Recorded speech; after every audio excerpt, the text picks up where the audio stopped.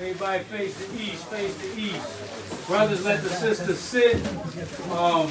And y'all gotta stand up if y'all need to be. But let the sisters and the children sit if possible. Alright? If y'all got any extra chairs, please bring them down here. Any extra chairs, please bring them down here. Any extra chairs in your cars, bring them in. Baba Kashar. What's going on over there? Alright, everybody face the east. Yahweh, Hashem, Yahweh Shai, Raklanawa, Yasharala, Habiyab Saparia, Shema, Yasharala, Yahweh, Allah Hayanawa,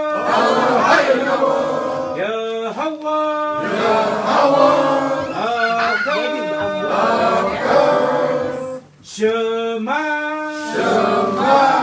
Yasharallah, Yahweh, Allah Hayanawa, Yahweh,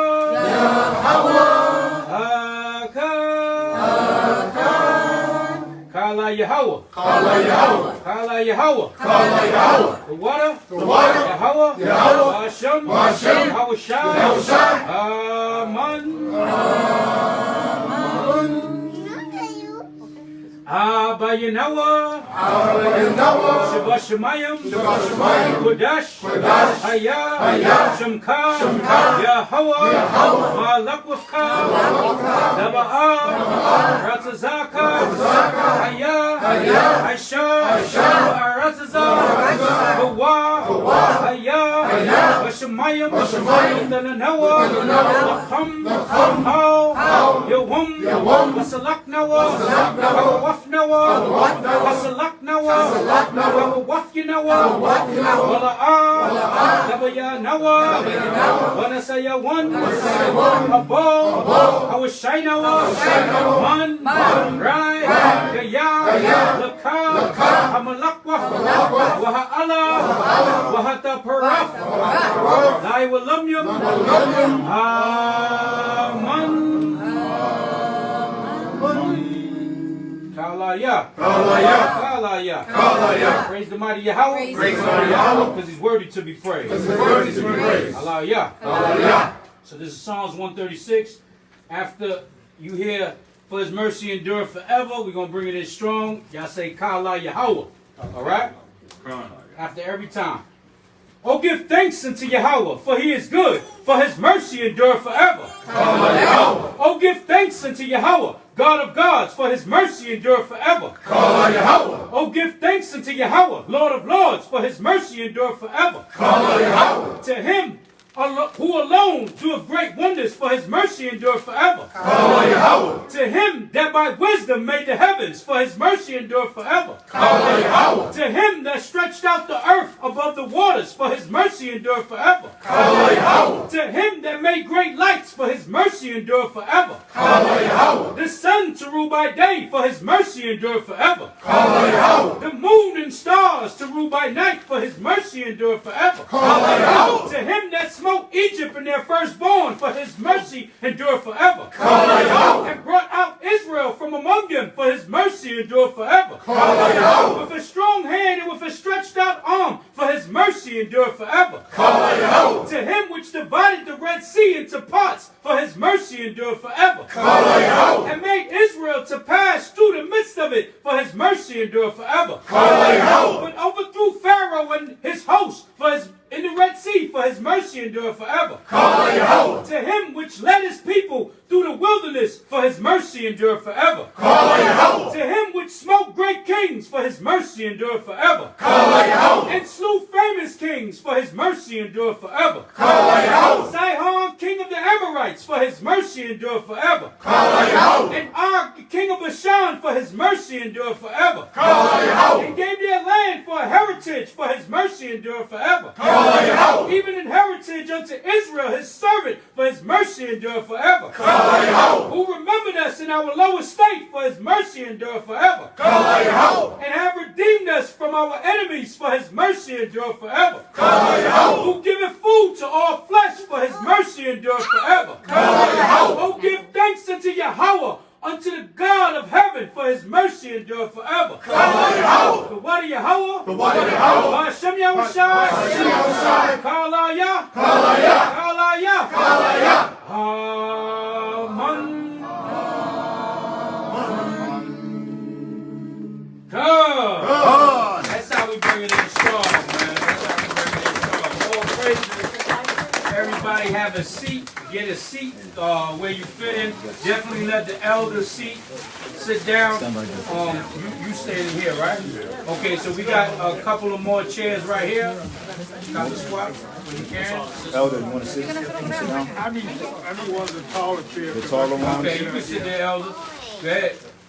I'm trying to get him money. He said that ain't good. There you go. Savvy. Sit on that one. Yeah. And sit on that one, sis? Okay. Okay. All right. So yeah, let the sisters sit. Yes, sir. And the brothers hold it down like we in the wilderness, goddamn. All right. All praise and honor and glory to the Most High. Who's sitting here? All right. All praises for allowing us to get here, and all the brothers still trying to get here, and the sisters trying to get here. Come over here. But everybody can have a seat. Who orders this? Sit down.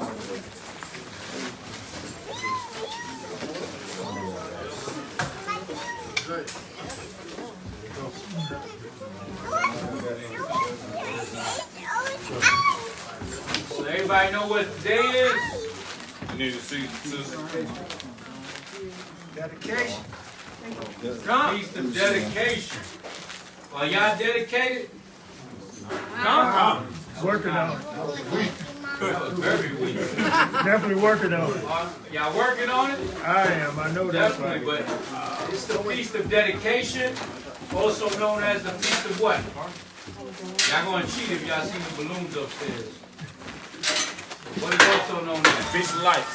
Feast of Lights. What else is it known as? Chanukkah. There you go. So that's what we live in, that's what we in. Let's start off. Let's start off. I want to get real quick. Give me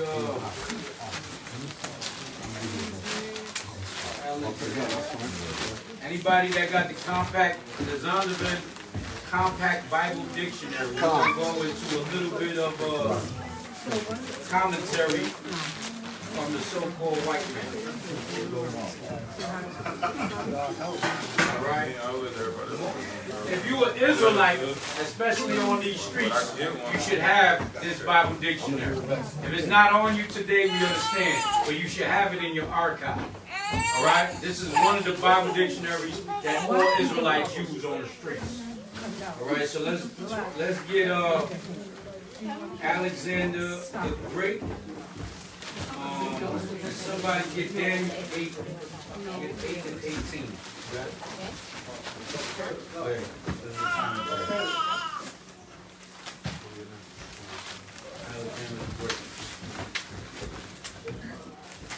Alexander the Great, son of Philip, king of Macedon, and Olympus. Right. So first of all, Alexander the Great. This is the reason why they took the Apocrypha out of the Bible, because the Apocrypha shows actual, well, all of this is actual history, but it actually shows history of when the so-called white man came into power.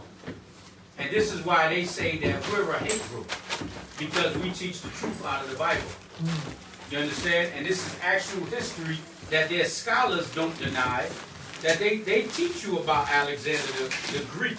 Not Alexander the Great, Alexander the Greek freak, and not Giannis. All right, not Giannis Timko, whatever his name is. All right, not him. They call him the Greek freak. All right, so this is Alexander the Greek of when the so-called when the white man came into rulership on this earth, and has been ruling ever since. Besides the Dark Ages. So go ahead. He wrote Princess, born 356 BC. Although not named in the Bible, he is described prophetically in Daniel. Right. He is what? Read that again. He is described prophetically in Daniel. He is described prophetically in the book of Daniel. Okay, we're going to go into that.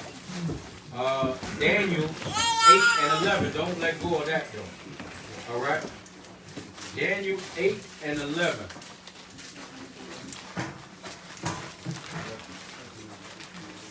Matter of fact, no, we're going to go up a little bit more. Start from the 8th verse. This is Daniel chapter 8, verse 8. Therefore, the he-goat waxed very great, and when he was strong, the great horn was broken. Right. So the he-goat is the Greek Empire. The Greek Empire. All right. The horn is who? Alexander. We're gonna prove it. We're gonna show it to you. But the white man knows in the commentary. All right. Sometimes you gotta spit out the bones and eat the meat. All right. A lot of things that the white man have, they do have our history. They have our history. They have our records.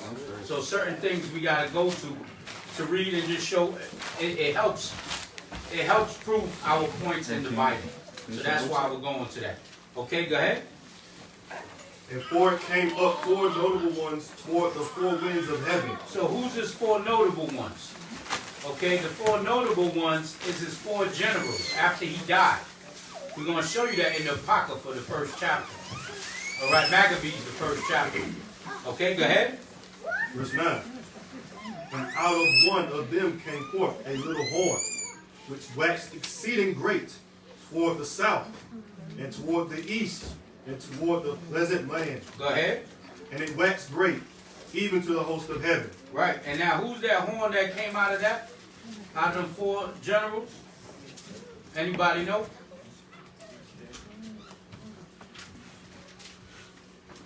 Anybody? Huh?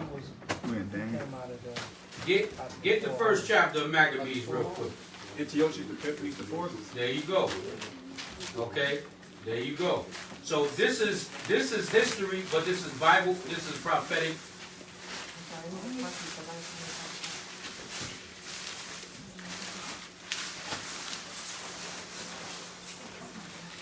Okay, this is showing you that the Bible is not make believe.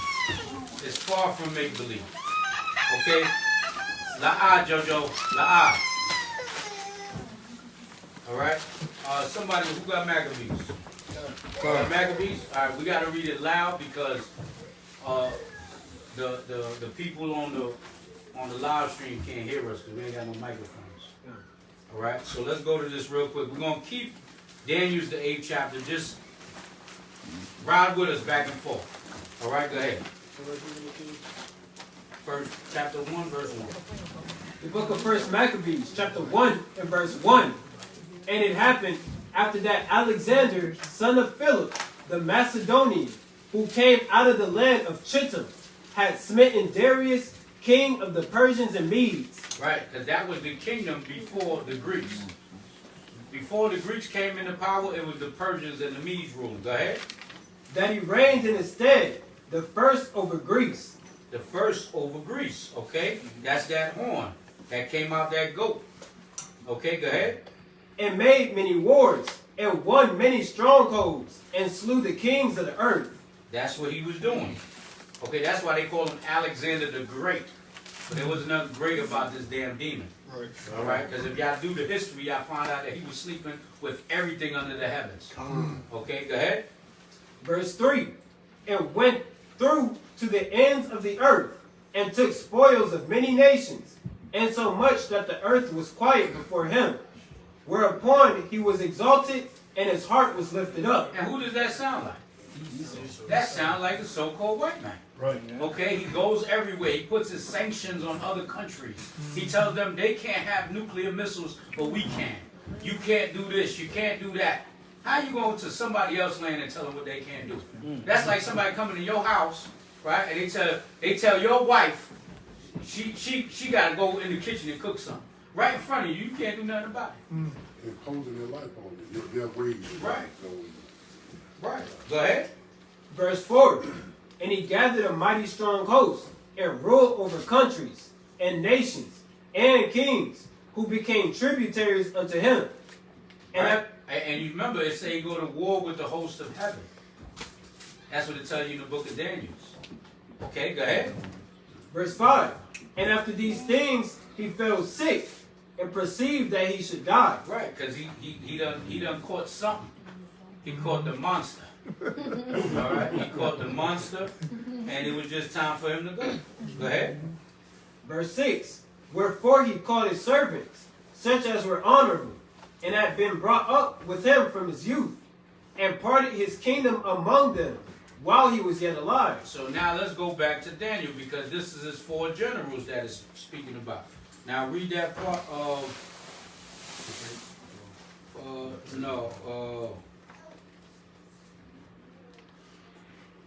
8. Read verse 8 again. This is Daniel chapter 8, verse 8.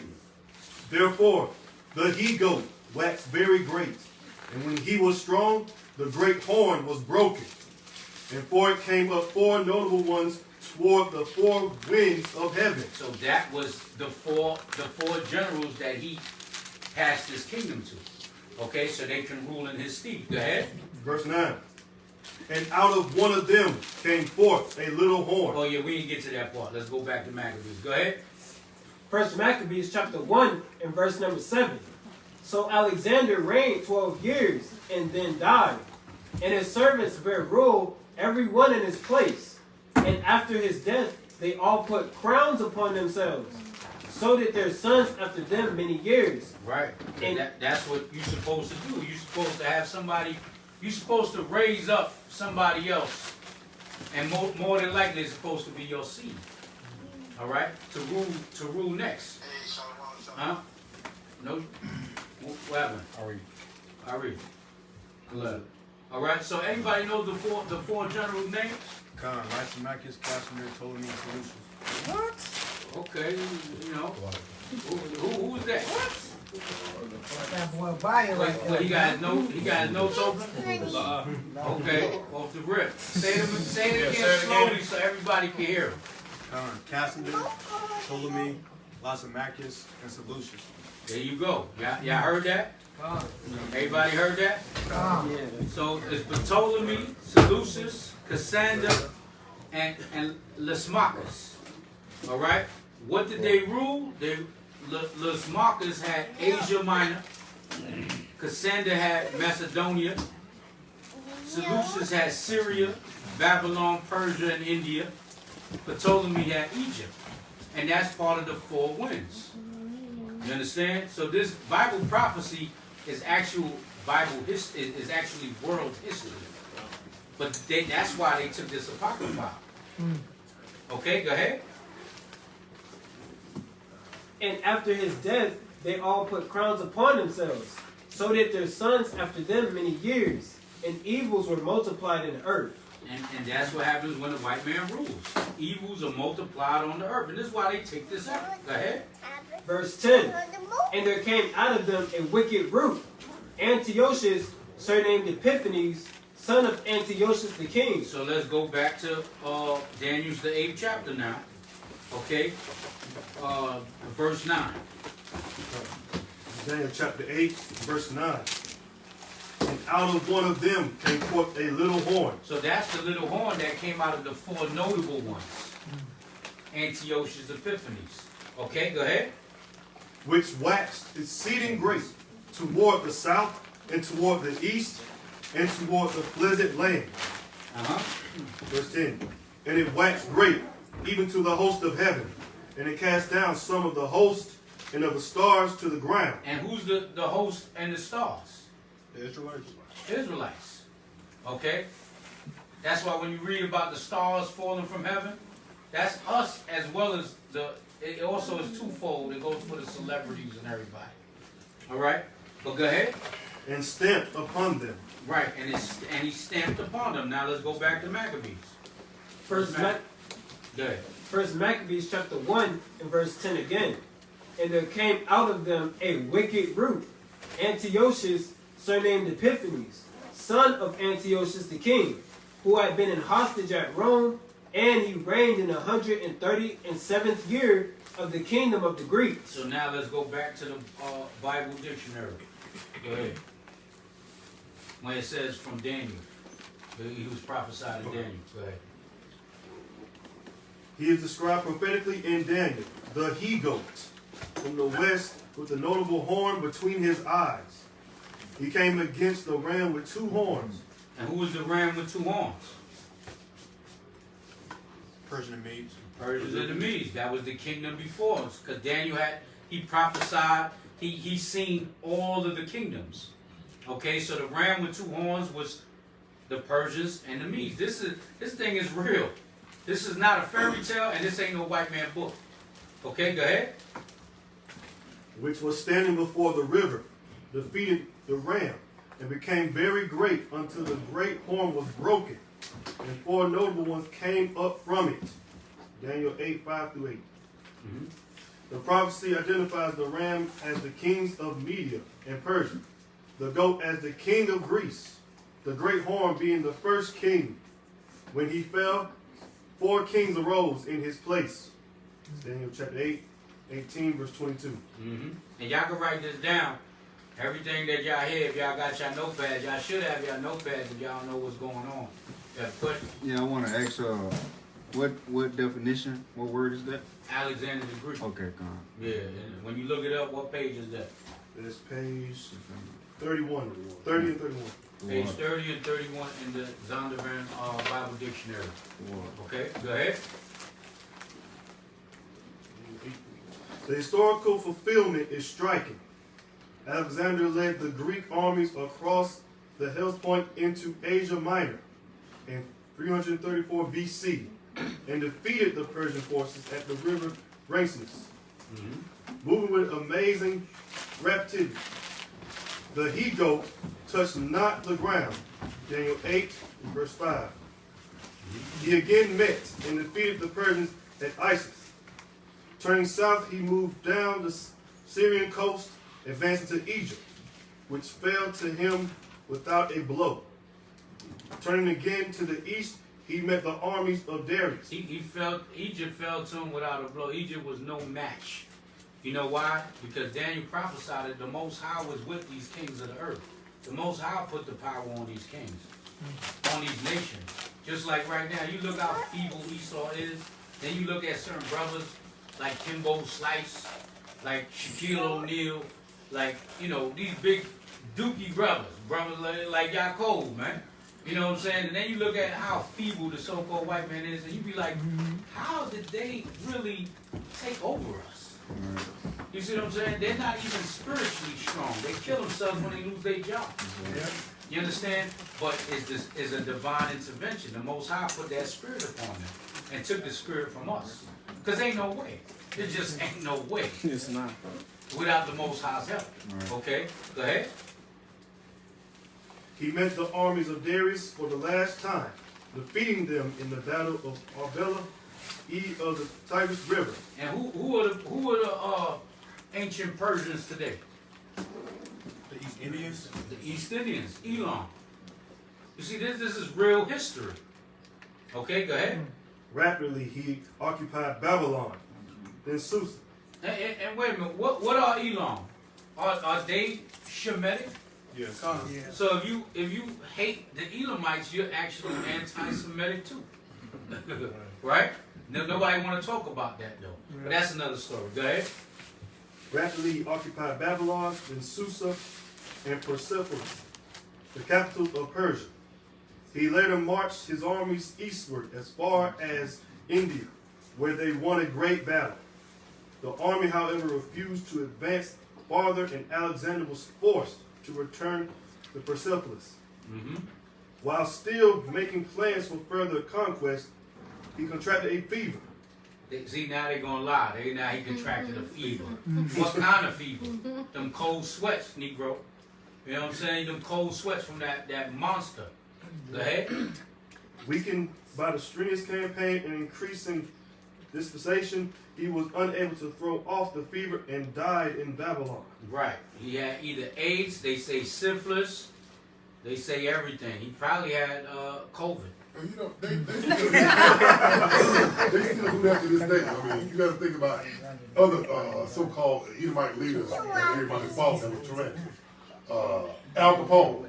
Right. They try to say he died of this, but he really died of you know what he died of? Syphilis. They killed him slowly. Yeah, good. But I'm just saying that, but, you know, just elaborate. They cover up things, you know, saying that's going to make them look bad in their history. Yeah. Right. But when you look at them, most of these so-called white people, that's the ones, when you look at them videos of people kissing dogs, majority of the time, who is it? Now when you see, right, now when you see our people doing it, people of color, it look like it could be our people. But you gotta do their research. Check out their forefathers. Who the hell are their forefathers? Because ain't no Negro in their right mind kissing a dog in the goddamn mouth now. There ain't no Negro doing that. You understand?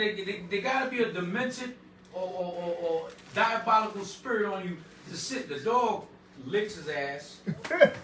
He licks his private parts. He's kissing and sniffing dog shit. You understand? So why would any Negro in their right mind do that? So when you do the history, look up Caligula. Anybody ever seen that video, that movie? Look up Caligula. And you see the true spirit of the so-called white man. Sleeping with horses, sleeping with dogs, sleeping with all types of animals, man. They don't even want the woman. They don't even want the man most of the time. They want the dog. They want the dog. And it's crazy. All of this is being implemented in America slowly. Slowly. They have to hide their ways, and now, like you said, they're bringing their ways back. You know what I'm saying? Just like the Israelites are waking up, we have to realize that the so-called used to be past Romans, past Edomites, the so-called white men, they're waking up to who they are too. And guess what? By them being in rulership, they're going to install the likeness that we look at up to them as being nasty and gross and grotesque and profane. They're going to make those things what? Legal, normal. You know what I'm saying? Because they can't hide no more because the Lord has put the Spirit on them. Right. Go ahead. Okay, so let's go back to Maccabees. But this is what we celebrate. We celebrating a real celebration and feast day of a victory that our forefathers had. And then you have a lot of people that'll say, you know, Israelites. They'll say, well, that ain't in Leviticus the 23rd chapter. Y'all not following the Lord's days. Y'all following what you know, man-made stuff. But this was prophesied. This was prophesied about Daniel for us to keep. You understand? And we're gonna go into it. We're gonna read more of that, but let's go back to Maccabees. 1 and 11. First Maccabees chapter 1 and verse 11. It says, in those days went there out of Israel wicked men who persuaded many, saying, let us go and make a covenant with the heathen that are round about us. For since we departed from them, we have had much sorrow. And see, that's still to this day. That's your Charles Barkley, your Shaquille O'Neal, your Stephen A. Smiths. Oh no, Kyrie, don't say that. You're a hate monger. You're anti-Semitic. You can't say that. And this is what our people do. From then to now, it's the same thing. Okay, go ahead. It says, verse 12, so this device pleased them well. Then certain of the people were so forward herein that they went to the king and gave them license to do after the ordinances of the heathen. Whereupon they built a place of exercise at Jerusalem. Now, see, this is where we go into the gymnasiums, a place of exercise. Now, anybody that's been in the gym, right? When you've been in that damn locker room, there's only one individual walking around butt-ass naked. And if you're not a Negro sodomite, and if y'all know what I'm talking about, y'all gotta walk with your head down. You can't look them in the eye. You see what I'm saying? And you don't want to look at that damn private part. You know what I'm saying? Even in jail, you know, I know brothers that was locked up, did crazy time. They tell me, yo, you supposed to take a shower with your boxers on. You don't walk around butt-ass naked, man. Not in front of no men. So this is a custom of the Greeks. You understand? This is what they did. This is where the gymnasiums come from. You go to Planet Fitness, man, you gotta turn your head if you're in that locker room. I don't even go in them showers. No way. All right. If I do, it's got to be early in the morning when nobody's there. Yep. Okay. And that is spiritual, because we look at it, even who played football. If anybody played football, Esau was the only one in there playing with people trying to snatch towers off, you know what I'm saying, playing certain games. And now, you know, by coming to this truth, you really see it. He's exposed. Yep. You know what I'm saying? So hold that now where you at with the gymnasium. Let's go back to Daniel. You read the rest of Daniel now. Daniel 8 and where we was at? Start with 11 again. We're going to finish that up. Just read to the 14th verse. Daniel chapter 8, verse 11. Yea, he magnified himself, even to the prince of the host. And by him the daily sacrifice was taken away. Right. The daily sacrifices of what? The priest. Okay, go ahead. And the place of his and the place of his sanctuary was cast down. And this is prophetic. This is what happened to us during the time of the Maccabees. Go ahead. Verse 12. And an host was given him against the daily sacrifice by reason of transgression. And it cast down the truth to the ground. So what's the truth? What's the truth? The law. Laws. The laws. Cast the laws to the ground. Go ahead. And it practiced and prophesied. Practice and prosper. Oh, Salaki. Practice and prosper. Go ahead. Verse 13. Then I heard the one saint speaking, and another saint said unto that certain saint which spake, How long shall be the vision concerning the daily sacrifice and the transgression of desolation? Right. The transgression of desolation. How long is this going to happen? How long are they going to keep this thing going? Go ahead. To give both the sanctuary and the host to be trodden underfoot. And that's still Israel to this day. You look through the scriptures, how long? How long are we going to be in this conditions? You had, what was the boxer? To this day. Oh yeah, Deontay Wall. Deontay Wall, to this day. Go ahead. Verse 14. And he said unto me, unto 2,300 days, then shall the sanctuary be cleansed. Okay, so there was a time limit. That adds up with the time of the Maccabees. So let's go back to First Maccabees now. The book of First Maccabees, chapter 1, and verse 14. Again, it says, Whereupon they built a place of exercise at Jerusalem, according to the customs of the heathen. See, according to the customs of the heathen. You would just go in there and play some ball. You know, Jake won't go in there, shoot the ball around, whatever, go work out a little bit. But these are customs of them. This is not customs of us. This is strange to our people. But you're going to have your Charles Barkley's in there. You're going to have your Shaquille O'Neal's in there. And when you look at their spirit, all these dudes wore a dress. That show you there's nothing different. This is the same spirits recycled. This is how you know there's regeneration. Okay, go ahead. Verse 15. And made themselves uncircumcised, and forsook the holy covenant, and joined themselves to the heathen, and were sold to do mischief. And they were doing, when you go into the history, they actually made themselves uncircumcised again. Like they was doing procedures just like today. They cutting their whole thing off. And they just leaving a hole in there. Good God Almighty. It's all types of stuff. Then they added it to it. You see what I'm saying? So imagine, where did you get the skin from to put it on there? Did you go see the rabbi with the moils? Like they got a bunch of them. They got a bunch of them and they like to chew on them. Where did you get it? Think about it. Where the hell did you get the extra skin from? It's madness. But this is the stuff our people was doing. And not only because they feared them, but they had that spirit of we can't beat them, why not join them? Okay, go ahead. Verse 16. And when the kingdom was established before Antiochus, he thought to reign over Egypt, that he might have the dominion of 2 realms. Right. They want to be greedy, man. The white man's greedy. He want everything. He don't want to give us nothing. Go ahead. 17. Wherefore he entered into Egypt with a great multitude, with chariots and elephants and horsemen and a great navy. Right. See, so he had navy, he had elephants, and you could train them elephants. Hannibal trained them when you do that history, and you see them in the circus, man. And the elephant is one of the strongest animals, man. But they were used as transportation and weapons of war too. Right. At the same time. Right, and even if you kill the elephant, that's a damn blockade, man. That's a barricade. They can't get to you. A damn elephant is right in front of you. You got the upper hand. Okay, go ahead. And made war against Ptolemy, king of Egypt. Right. He was going, see, now this is white on white crime. He going to war with his own peoples. Okay, go ahead.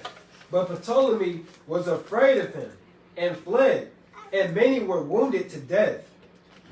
Thus they got the strong cities in the land of Egypt, and he took the spoils thereof. And after that Antiochus had smitten Egypt, he returned again in the 143rd year, and went up against Israel and Jerusalem with a great multitude. Right.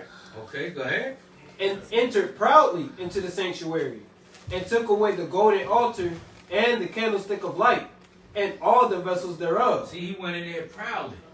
And that's what they do. That's what the so-called white man, the white man is the proudest that's the proudest nation on the face of this earth. Okay, go ahead. Verse 22. And the table of the showbread, and the pouring vessels, and the vials, and the censers of gold, and the veil, and the crown, and the golden ornaments that were before the temple. They took everything. Okay, they took everything. Go ahead. All which he pulled off. He took also the silver and the gold, and the precious vessels. Also, he took the hidden treasures which he found. He took even the hidden treasure. Most of this stuff is where's most of this stuff at now today? In the Vatican. In the Vatican. Yeah. You see, they got everything. And that's why you can use some of the commentary. Don't use all of it. Don't believe everything you read now. Okay, but the scriptures, it lines up with most of this stuff. All right, go ahead. Verse 24. And when he had taken all away, he went into his own land, having made a great massacre, and spoken very proud. Yeah, now he talking this smack. Yeah, we did that. We ran them Israelites. Look, we got the damn showbread. They probably throwing it. You know what I'm saying? The vessels. Probably the white man's a demon, man. He's probably ejaculating on it. Doing all manner of Yeah. shit. And you think today, okay, their chief house of worship is the Vatican. And you look at these things right now, how we sit here and think, okay, our people follow the Catholicism and so forth, right? But not understanding that we see these beautiful golden and diamond things that sit in front of the Pope. You know what I'm saying? While he's doing what he do, that stuff belongs to us. That's our stuff. You know? And you can make sure, damn rest assured that he has profaned it. That's what they do. They do. They don't care. You know what I'm saying? They'll take many generations of different substances that come out of men. They ain't gonna say it. You feel me? Right. And they're glorifying and having that stacked on top of each other in a damn some kind of seance yearly. Right. Look at what they call it when you could sleep with dead people. When you sleep with dead people, necromancy when you bring them from the dead. What is it called? Necrophilia. Necrophilia. Yeah, that joker is legal in some states in America. Somebody look that up real quick. Necrophilia. What states is it legal in? So you telling me they took all of this stuff, as proud as they was, and they wasn't doing madness on it? Like I said, it sound funny, or she just bugging and ejaculating. No, this is the devil that we're dealing with. Somebody got it? It says necrophilia. In the See what is legal. What states is it legal in? okay.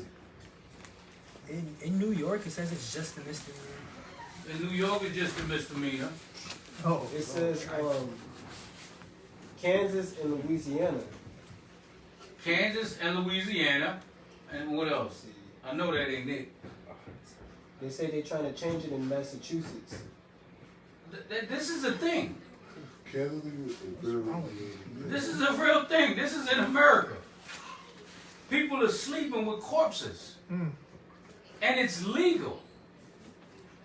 I think they had made a movie or something like that where a dude was doing that, and he had parasites and stuff like that all inside him, and he was going sleeping with multiple women. They was having all these different elements that they was dealing with, man.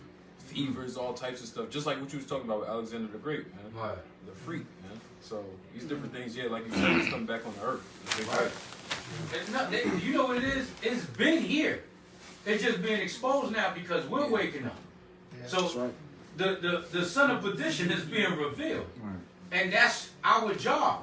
That's why why are you always saying the white man the devil? Because it's prophesied that the son of perdition shall be revealed. It's our job to expose evil. That's right. Truth is true. Psalms 94:16. Who shall stand up? Who shall rise up for me against the workers of iniquity? All these brothers you see in this here. All the sisters too. You understand? This is this is the righteous force that we're under fighting evil forces, man. May I tell you this, brother? I'm into that foreign country they got going, and I do a lot of herbs and stuff. Right. And I help people. I had an Edomite call me.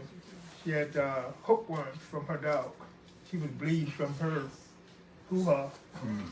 You can't make this up. Yeah. You can't make this up. I want to bring this is more than mortuary work. We know that mortuary worker admits to sex with many dead women. And that's another, this is a conversation that we gotta have now. The conversation is, you gotta make sure y'all sign papers when y'all die, before y'all die, that you have an Israelite funeral and burial. Okay? There's brothers that do it. Because they'll have you up in these morgues and you're supposed to be buried the next day, the same day. You understand? So you be in one of these morgues and you won't be alive, but I'm sure you don't want to go out like that even when you're dead. I'm sure you don't want your body getting defiled by a damn dusty ass Edomite. That's madness. You see what I'm saying? So you gotta sign these papers. And I've seen that. Brothers that been in this truth 20 years, I've been to a funeral and these niggas is getting buried with a two-piece suit with Caesar Borgia crucifix in the goddamn casket and they beard shaved off and the pastor, you know what I'm saying, they got all of the damn makeup on their face looking like Bobo the Clown and it looks crazy. These are conversations I know we don't want to have, but it's very important. And our people like it to be so. Our people will sit there and say, well, he looked good in there, didn't he? Right. He looked good in there. Right. And then your body is being, they putting a vomiting fluid in you and all of this. I know we segueing into this, but it has nothing to do with it. But this is the spirit of the so-called white man that we're dealing with. But see, if people think that the vomiting fluid is just to do this, what does a dead person need a vomiting fluid for? It's to preserve certain things that they want to come back later on and take out of you. Right. As soon as they put the buried, guess what? You don't see the funeral assistants fulfill the latter part of the funeral when they cover the casket up and everything. They exit everybody up out of there before they do all that. Why? Because Esau is a detestable man. They get body parts. They snatching things out. And even the pearl casket. You don't need no pearl casket. That's not the way we was buried. You get buried in a pine box. Supposed to be wood. So your body can go back to the earth. That if you mummified in a goddamn porcelain casket. The worms can't eat you in there. Like the brother said, they want to keep you straight there so they can come back and get more parts that they missed before. You see, and that's what we're working also on the land. We're going to have 2 acres of just for burials. Because you need that. These are conversations Israel don't have. All right? But we need it because even when you're dead, the white man going to try to defile you. Okay? So go ahead. Yeah, back to Maccabees. 24. First Maccabees. No, 25. Chapter 1 and verse 25. It says, therefore there was great mourning in Israel, in every place where they were, so that the princes and elders mourned. The virgins and young men were made feeble, and the beauty of women was changed. You see that? So don't think y'all exempt from this judgment, Eve. Y'all not exempt from it. Everybody get it. No, young, old, male, female. This is what we're dealing with. They don't live by the Tony Montana rules, no women, no kids. They don't live like that. Go ahead. Verse 27. Every bridegroom took up lamentation, and she that sat in the marriage chamber was in heaviness. Imagine that. You waiting for your husband. You know what I'm saying? You waiting for your, he ain't gonna never come in. He went to war and got demolished. Go ahead. Verse 28. The land also was moved for the inhabitants thereof, and all the house of Jacob was covered with confusion. And that's the way it is today. The only thing that's uncovering the confusion is who? Israelites on the streets. And the only ones that's really doing it, it is what it is the ones that are Bahashem Yahushua. Because if we gotta wait on the Old Testament Israelites, we're gonna be here forever. Them Negroes ain't nowhere outside. I love them, brothers, but they gotta go outside. It tells you that in the Old Testament. Isaiah 58:1. Why you ain't outside? Why you ain't keeping that? If y'all Tanakh only, why y'all not waking up the sheep? But go ahead. Verse 29. And after 2 years fully expired, the king sent his chief collector of tribute unto the cities of Judah, who came unto Jerusalem with a great multitude. So, anybody watch the movie 300? Remember when they came to the Spartans in the beginning of the movie? And what Leonidas told them? He said, you come in here, you disrespect me, you disrespect my people, my women, my children. And what did he do? Kick him down the hole. Kicked him down the damn hole. He said, I'm just a messenger. Now the Most High ain't dealing with them. Okay, that's the spirit of the Maccabees. We're gonna tap into that. But go ahead. Verse 30. And spake peaceable words unto them, but all was deceit. For when they had given him credence, he fell suddenly upon the city, and smote it very sore, and destroyed very much people of Israel. You see that? And that's what happens. And that's what the white man do. Oh, just take the vaccine. Don't worry about it. But you gotta sign a paper. And if you get sick and die, you can't sue. This is words of deceit. Okay, go ahead. And when he had taken the spoils of the city, he set it on fire, and pulled down the houses and walls thereof on every side. You see that? They didn't even want the spoils. They just taking it to burn it. Like just to mock us, to put like that's crazy. Like if you take the spoils, keep it. What you want? You use it. They ain't even want it. They just wanted to destroy us, right? Okay? Somebody says something? Make a mockery out of it. Right, mockery. Go ahead. But the women and children took they captive, and possessed the cattle. They took the women and children though. Go ahead. Then builded they the city of David with a great and strong wall, and with mighty towers, and made it a stronghold for them. They done took it all, man. Go ahead. And they put therein a sinful nation, wicked men, and fortified themselves therein. They stored it also with armor and victuals. And when they had gathered together the spoils of Jerusalem, they laid them there. They laid them up there, so that they became a sore snare. Right. They threw it out there so they could show us like, yeah, we got all of this. And y'all can't do nothing about it. Go ahead. Oh, no. Verse 36. For it was a place to lie in wait against the sanctuary, and an evil adversary to Israel. Evil adversary to Israel. These are not our friends. These are not these are not the people that you're supposed to be at peace with or trying to be at peace with. These are the ones that you're not supposed to. You're supposed to teach your children not to marry. In this today's society, the ones you're supposed to teach your children not to be like. These are the children of Satan, man. These are the sons of perdition. Go ahead. Verse 37. Thus they shed innocent blood on every side of the sanctuary, and defiled it. Go ahead. And so much that the inhabitants of Jerusalem fled because of them. Whereupon the city was made an habitation of strangers, and became strange to those that were born in her, and her own children left her. Everybody left Jerusalem, man. They done chased everybody out, cleared the block out. They what they say? They spun the block. They spun the block. Go ahead. Verse 39. Her sanctuary was laid waste like a wilderness. Her feasts were turned into mourning. Her Sabbaths into reproach. Her honor into contempt. Everything was finished. Our feast days, the sanctuary, the temple.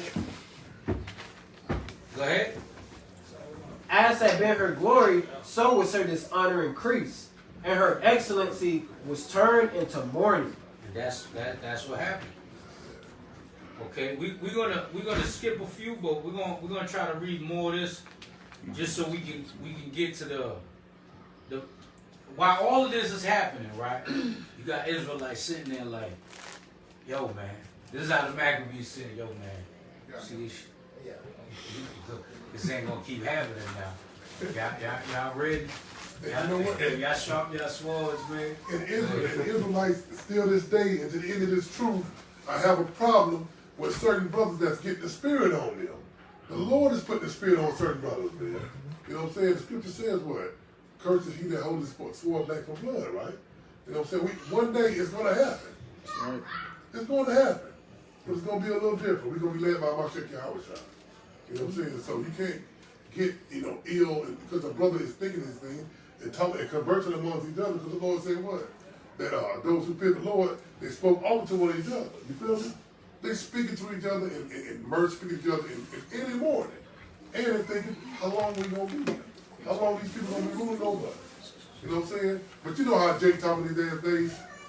It ain't going to be, even back in school, it ain't going to be too many more of these such and such. You feel me?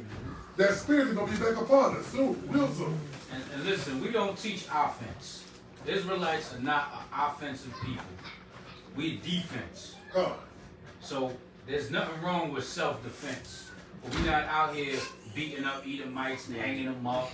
They got us on the ADL talking about we're black supremacists with the mirror of the Ku Klux Klan. We're not hanging white people. Right. First of all, we're not cowards. We don't hide our faces.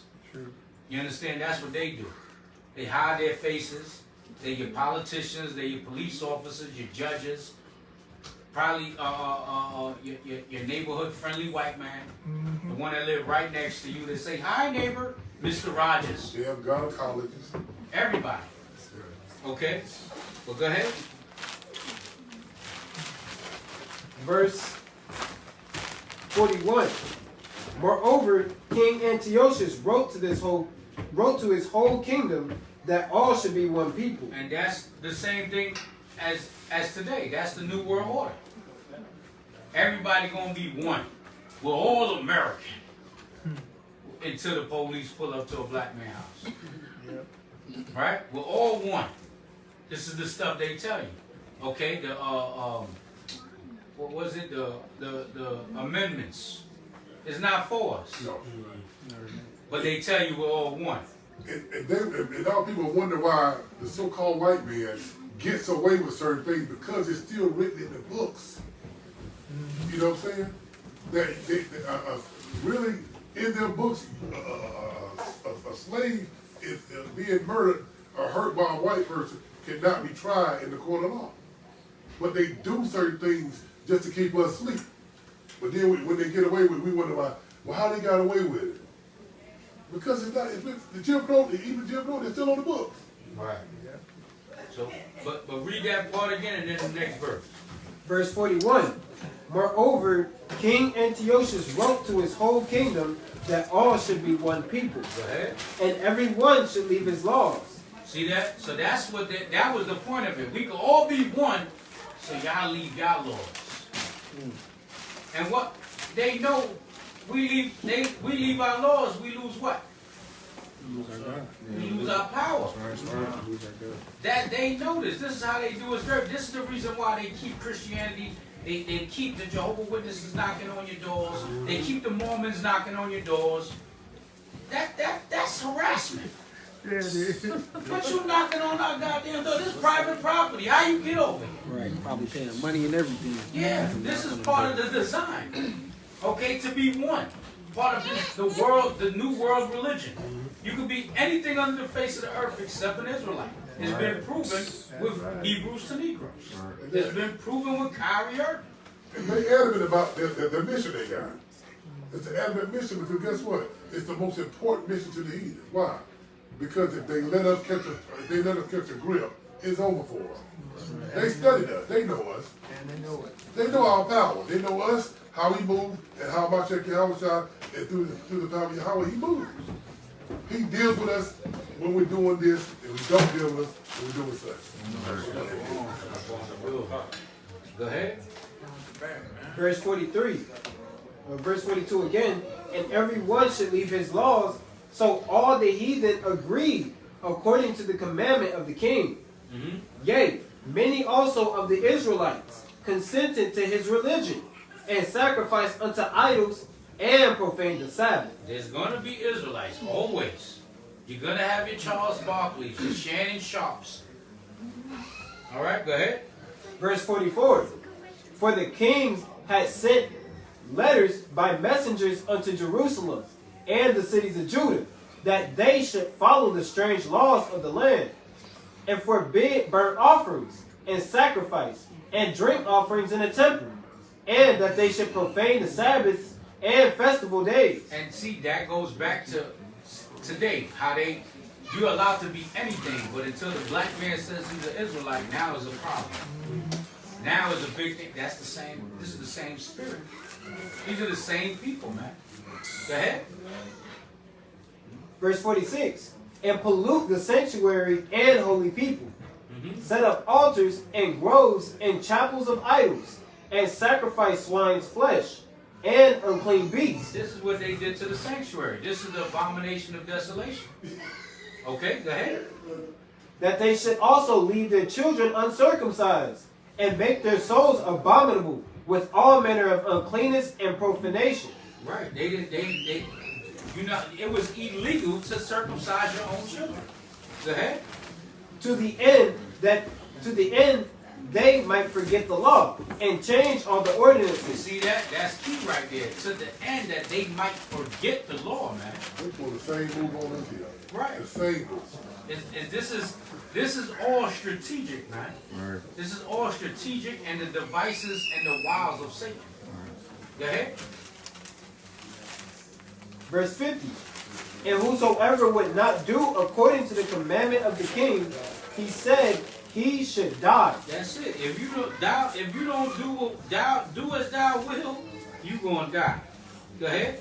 In the self same manner wrote he to his whole kingdom, and appointed overseers over all the people, commanding the cities of Judah to sacrifice city by city. Then many of the people were gathered unto them, to wit, every one that forsook the law. And so they committed evils in the land, and drove the Israelites into secret places, even whithersoever they could flee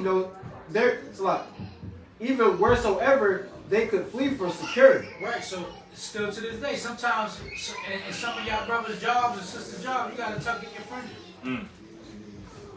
You can't say you're an Israelite in certain places. Sometimes you gotta say, especially if you're working off a Sabbath letter, you know what I'm saying? You got a Sabbath letter for your job, and they be like, well, I didn't know he was Jewish. You gotta be like, yeah, I'm a Jew for Jesus. You can't just come out blatant. Now, some brothers and sisters are bold. Hey, I'm an Israelite. The Most High gonna be with you regardless, but sometimes you gotta use wisdom.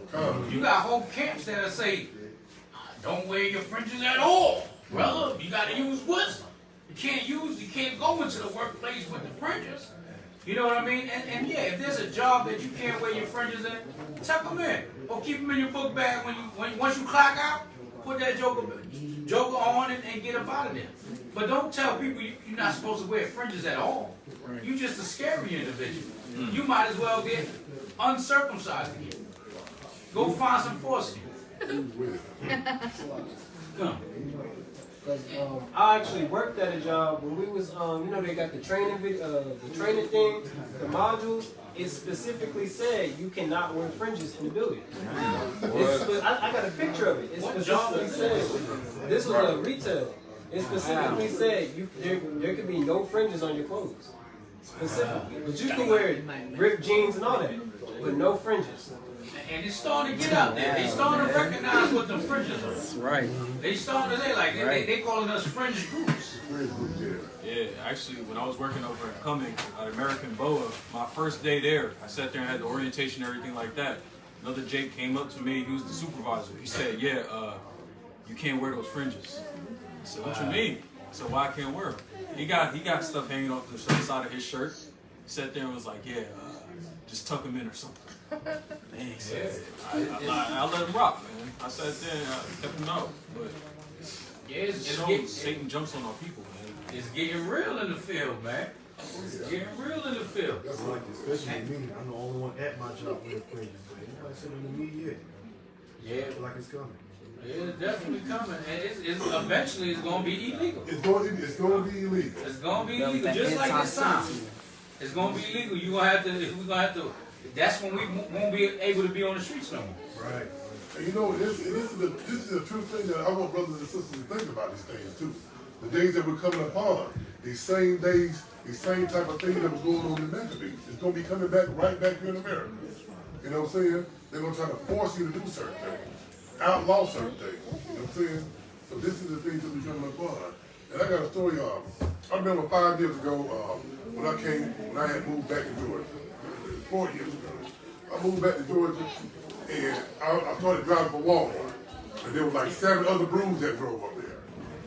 Do you know, after we did the summit, the summit, like 4 or 5 years ago, we did the summit within a week and a half, every last one of us was fighting. Every last one of us. But guess what they kept? They kept the sister Sanithia. But they just told her to make sure she just can't wear fringes on yeah. It's real wicked now. Yeah, but this show you ain't nothing new under the sun. Yeah. Solomon, the wisest man on the face of this earth, told you that. There's nothing new under the sun. What's then shall be now. It's just a matter of time. Because right now it's kind of cool to be an Israelite. It's kind of cool. But it's going to be a time where the cat's going to be denied 3 times before the rooster crows. Like, Scooby-Doo.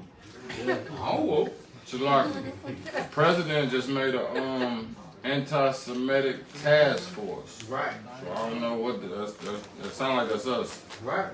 Yeah, a bill. He put a bill for anti-Semitic rhetoric. So we gonna see, and all the prophecies is happening. So it's bound to this is bound to happen very soon. Yeah. The way things is looking is very soon. Okay, go ahead.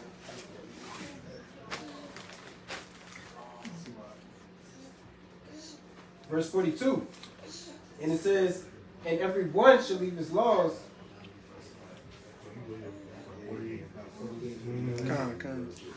Verse 48, "that they should also leave their children uncircumcised, and make their souls abominable with all manner of uncleanness and profanation, to the end that they might forget the law and change all the ordinances.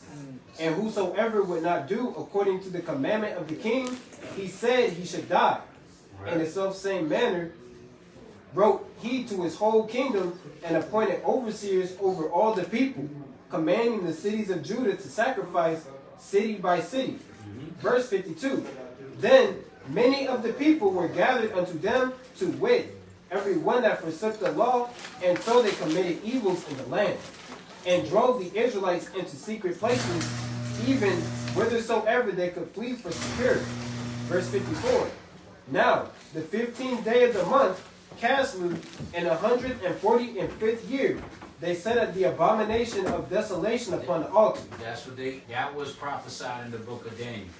So for those that don't want to keep, they say this is not in Leviticus, the 23rd chapter. That's the lineup. All right, go ahead. "And builded idol altars throughout the cities of Judah on every side, and burnt incense at the doors of their houses and in the streets. And when they had rent in pieces the books of the law, which they found, they burnt them with fire. See that? They burn them with fire, man. And what kind of incense was they lighting? Because I ain't gonna hold you. I used to have an incense oil table, and for some reason, the most stinkest damn incense was patchouli. That damn patchouli stunk, and that was Esau's favorite thing, man. They come for the patchouli. I like, yo, this thing stink. I didn't even buy that, but when they was asking me for it, I went and re-up on it, and I was like, yo, this is horrible. And the brother that passed away, the Levi brother that I just told y'all that they gave him the crucifix. Damn, what was his name? He just passed away? Nah, he passed away that they put the crucifix in his cross, had him in a two-piece suit. Damn, I forgot his name, man. It's on the tip of my tongue, but I get it. He's the one that told me, he was like, yo, man, you gotta get the patchouli. The Edomites love it. Edomites love it. That thing, it smell like it stinks, man. And anytime y'all in the incense store, ask to smell patchouli and see what I'm talking about. See how that thing stink. Go ahead. Verse 57. And wheresoever was found with any the book of the testament, or if any consented to the law, the king's commandment was that they should put him to death. Aren't they trying to ban the Bible? Come on. California is already working on that. This is what it is. This is show you all of this is coming back. Go ahead. Thus did they by their authority unto the Israelites every month, to as many as were found in the cities. See, so they had the task force looking for them. Okay, go ahead. Now the 25th day of the month they did sacrifice upon the idol altar, which was upon the altar of God. At which time, according to the commandment, they put to death certain women that had caused their children to be circumcised. You see, well, y'all women ain't exempt. Don't think because y'all not on the streets, on the highways and byways, all right, don't think that y'all exempt. Okay, go ahead. Salakia, you notice the date of it, right? The 20th day, the 25th day of the 10th month, right? That goes into that pagan spirit that always comes with Christmas. Right. That Saturnalia spirit, that Nimrod spirit, that spirit always been down with the 25th month of the 10th month, the 25th day of the 10th month. That's why we come into December, you know what I'm saying, and it goes into the 25th day, they all day paganism, right? There's nothing new underneath the sun. So when it reads that, what was that verse 58? Was that 58 or 57? It was 59. 59. Yeah, when you see that verse 59, that's that pagan Christmas spirit that we see all of our people in right now too. Salaki thing. I point that out. Go ahead. Verse 61. And they hanged the infants about their necks, and rifled their houses, and slew them that had circumcised them. You see that? They was hanging infants. Y'all got infants in here. They was hanging them by the necks. Go ahead. Howbeit, many in Israel were fully resolved and confirmed in themselves not to eat any unclean thing. Wherefore they chose rather to die, that they might not be defiled with meats, and that they might not profane the holy covenant. So then they died. And who was that? That's the elect, man. That's the elect. The elect back then. They just, the Most High say he had 70, was it 70? 7,000 men that didn't bow down the knee to Baal. Yeah. Those spirits, that's been forever. Because if it wasn't for that remnant, it tell you that we'd be all like Sodom and Gomorrah. Right. So the Most High always had that remnant. Go ahead. Verse 64. And there was very great wrath upon Israel. Right. So now we got the context of what we're dealing with. Now let's get to the meat and potatoes, guys. Now let's get to why we're glorifying this week. You know what I'm saying? Because I'm tired of us being beat down. I want to hear about us winning. Sure. All right, let's go into it. Let's start from the first verse, second chapter. Go ahead. First Maccabees chapter 2, verse 1. In those days arose Mattathias, the son of John, the son of Simeon, a priest of the sons of Jorim from Jerusalem, and dwelt in Modin. And he had 5 sons, Jonan, called Caz, Simon, called Thassus, Judas, who was called Maccabees, Eleazar, called Ephraim, and Jonathan, whose name was Ephraim. Verse 6. And when he saw the blasphemies that were committed in Judah and Jerusalem, he said, Woe is me! Wherefore was I born to see this misery of my people and of the holy city, and to dwell there, when it was delivered into the hand of the enemy, and the sanctuary into the hand of strangers. Right, so you're going to have that elect, man, and them brothers, certain brothers that's just, they not fearful, man. Because you got even Israelites, they scared. When we did the January 6th pull-up, when they was going crazy and invading the White House, you had Israelites talking about, why would y'all out there? The Bible tell you we're going to prophesy against Mount Eden. What was it? Mount Seir. You know what I'm saying? So, why are we out there? Because it's part of prophecy, damn it. Babylon is fallen, and we on the front line. And that's it. It's not for everybody. We don't expect everybody to pull up. It's all right, though. You know what I'm saying? We ain't need 1,000 men marching.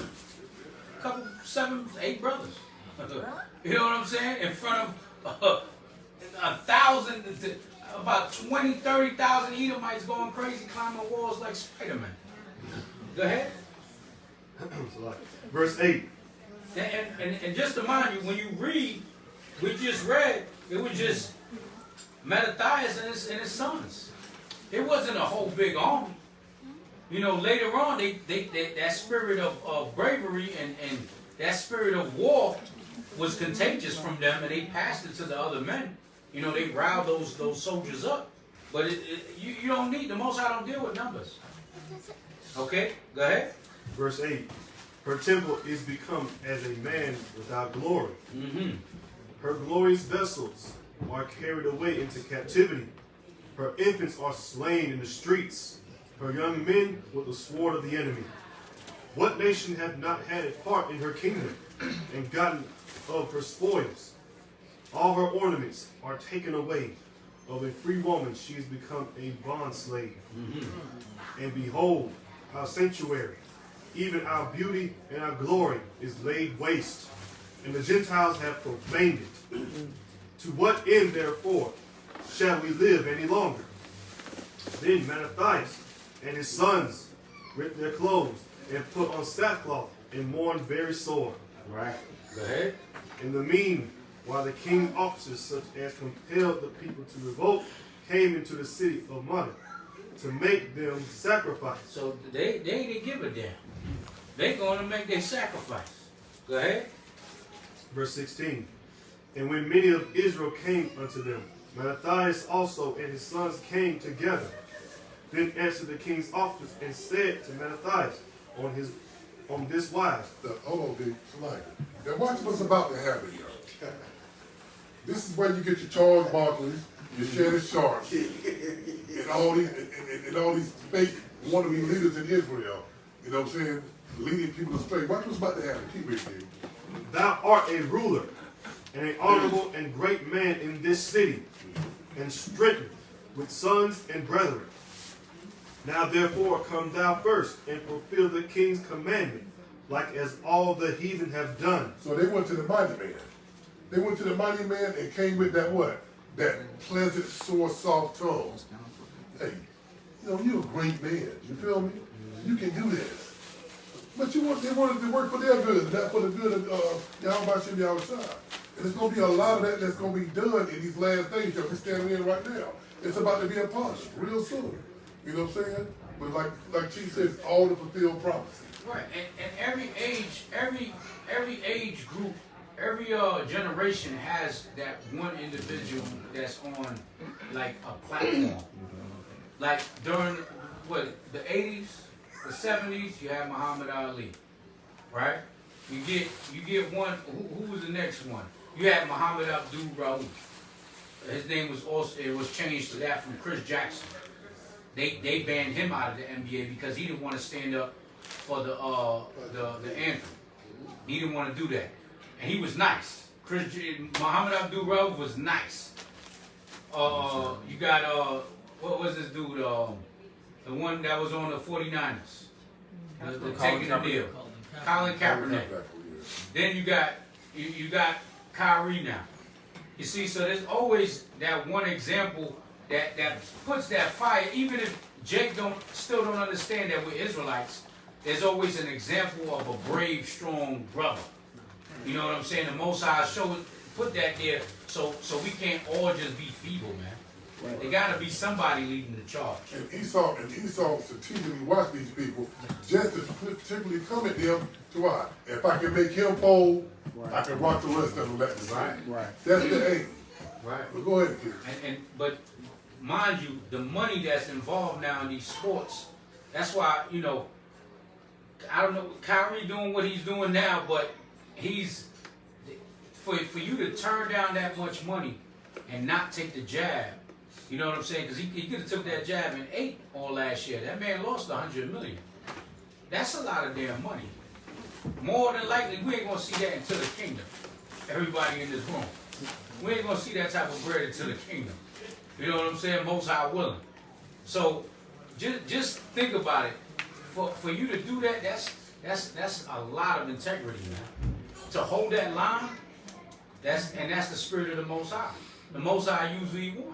He used the Greeks to whip our ass. He used the Persians and the Medes. He uses everybody. So the Most High uses, even if they don't come full throttle into this truth, the Most High still uses these men. Okay, go ahead. Yea, and the men of Judah also, and such as remain at Jerusalem, so shalt thou and thy house be in the number of the king's friends. And thou and thy children shall be honored with silver and gold and many rewards. Right, come and get this money. We got it. You know what I'm saying? You can keep your job. You can do all of this. All right, come take the jab, goddamn. Go ahead. Verse 19. Then Mattathias answered and spake with a loud voice, though all the nations that are under the king's dominion obey him, and fall away every one from the religion of their fathers, and give consent to his commandments. Yet will I and my sons and my brethren walk in the covenant of our fathers. God forbid that we should forsake the law and the ordinances.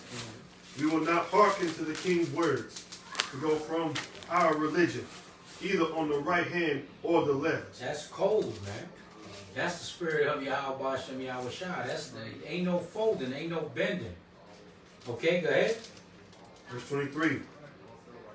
Now when he had left speaking these words, there came one of the Jews in the sight of all to sacrifice on the altar, which was at Modin, according to the king's commandment. Right, so here he come with his damn abomination. You got that. You always got that one. Yeah, he come.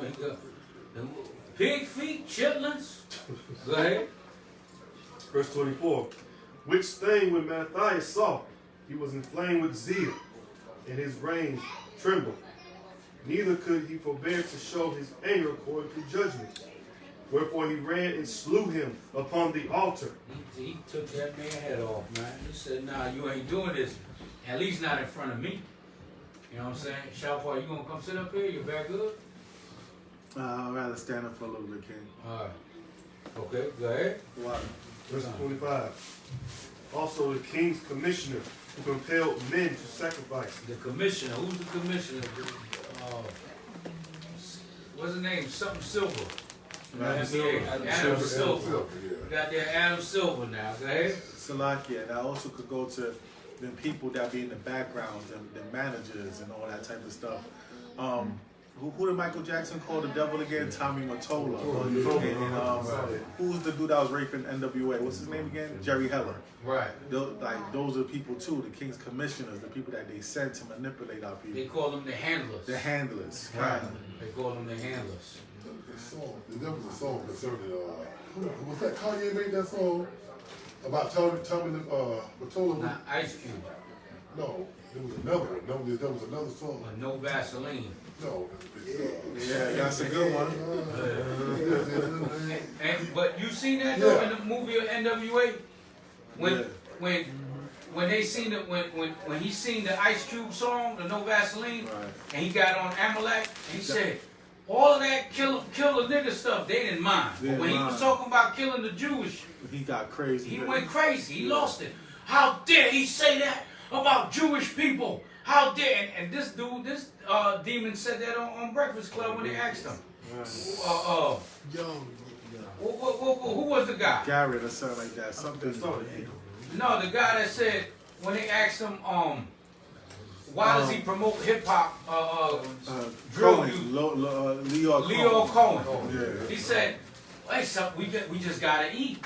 Right. Yeah. We gotta eat. I got children. Right. You see what I'm saying? So this is that spirit. They don't give a damn about us. And this is the same damn spirit. This is how you know we dealing with the same people, man. This is the same exact people. This is why Revelation 1:7 said that all eyes shall see him, even the ones that pierced him, man. They're gonna see him, and they're gonna know it was them. In that time, I have a feeling that they're gonna know. Yeah. That you know when they say your life passes through you vision it. That's what's gonna happen to them damn Romans, man, and them Greeks. Go ahead. Verse 25. Also a king's commissioner who compelled men to sacrifice, he killed at that time, and the altar he pulled down. Thus dwelt he zealous for the law of God, like as Phinehas did unto Zambri, the son of Salmon.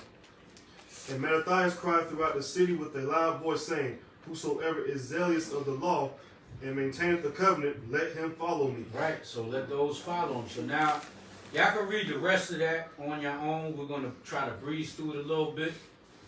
Let's go to the 3rd chapter. Let's start from the 1st verse.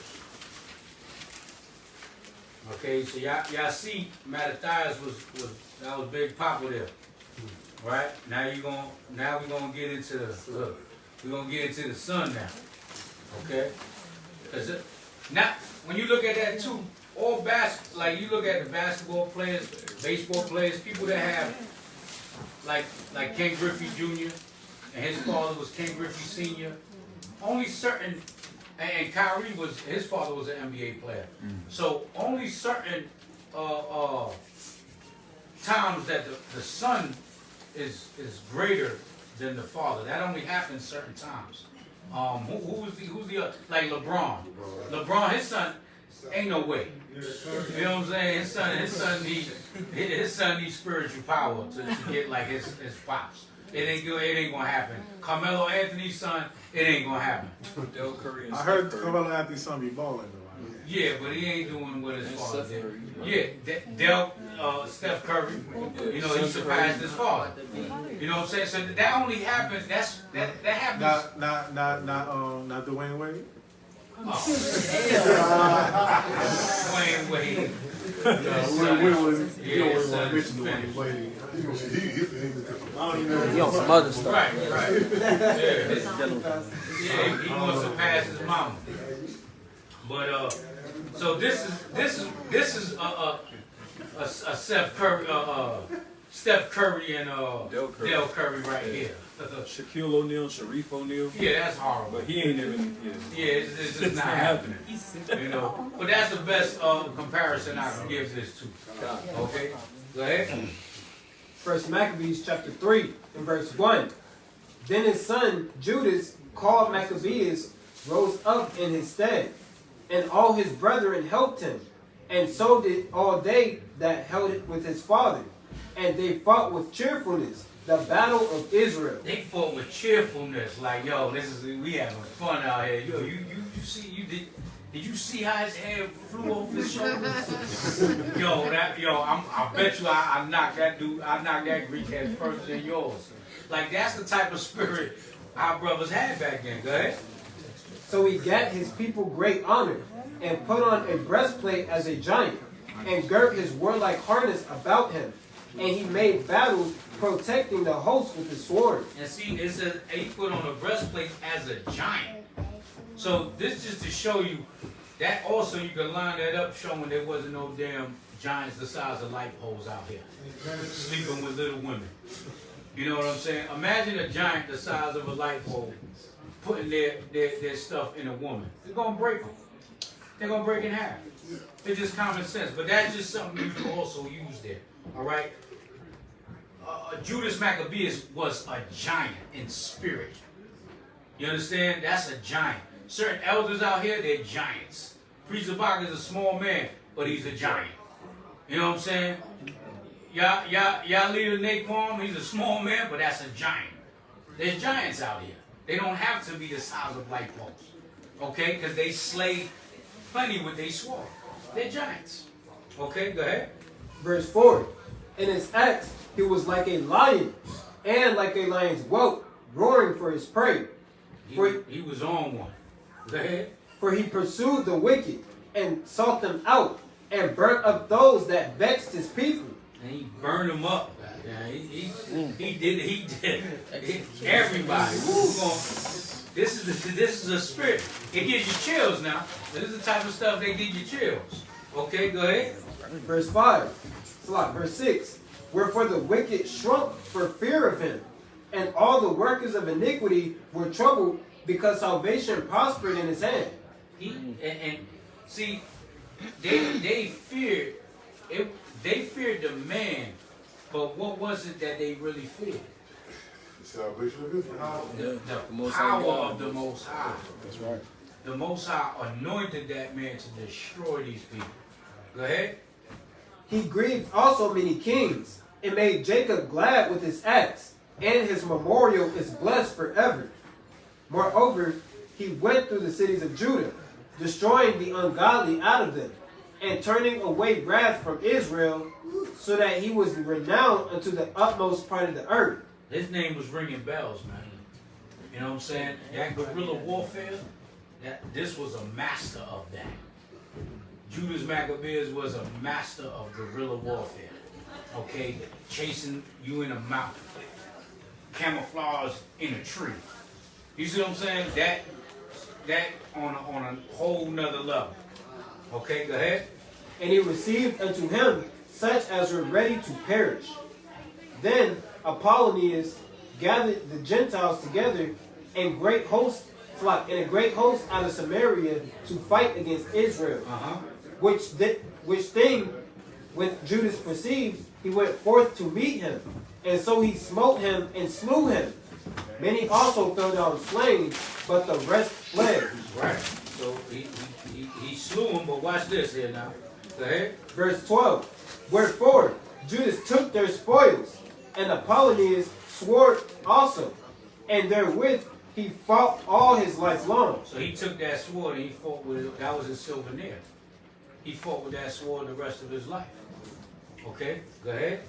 Now when Saran, a prince of the army of Syria, heard say that Judas had gathered unto him a multitude and company of the fruitful to go out with him to war, he said, the faithful to go out with him to war, he said, I will get me a name and honor in the kingdom, for I will go fight with Judas and them that are with him, and despise the king's commandments. So he was trying to get a come up on him. He said, yo, if I slay Judas Maccabees, I'm gonna get some brownie points from the king. Right? Go ahead. Verse 15. So he made him ready to go up, and there went with him a mighty host of the ungodly to help him. Right. This was a mighty army of ungodly, disgusting damn bastards. Go ahead. And to be avenged of the children of Israel. And when he came near to the going up of Betharon, Judas went forth to meet him with a small company. Judas had a little bit of food. He ain't had the great army. He's like, oh, this is what y'all bringing. This is it. All right, go ahead. Who, when they saw the host coming to meet them, said unto Judas, how shall we be able, being so few, to fight against so great a multitude and so strong, seeing we are ready to faint with fasting all this day? Go ahead. Unto whom Judas answered, It is no hard matter for many to be shut up in the hands of a few. And with the God of heaven, it is all one, to deliver with a great multitude or a small company. See, and that's why Judas was lifted up, because why? Judas didn't take the credit for all of this. All of the credit went to the Most High. That's right. You see what I'm saying? This ain't us out there prophesying. This is the Holy Spirit is moving to us. Just like in the book of Acts through the apostles, man. You understand? This is the Holy Spirit upon us. And it gotta be a spirit on us to go out there. We look crazy. If you really look at us from when you was in the world perspective and eyesight, we look nuts. We look nuts out there. The scripture's talking about being a fool for Christ's sake, man. That's what we are. We're fools for Yahushua. One of the things they'll do is with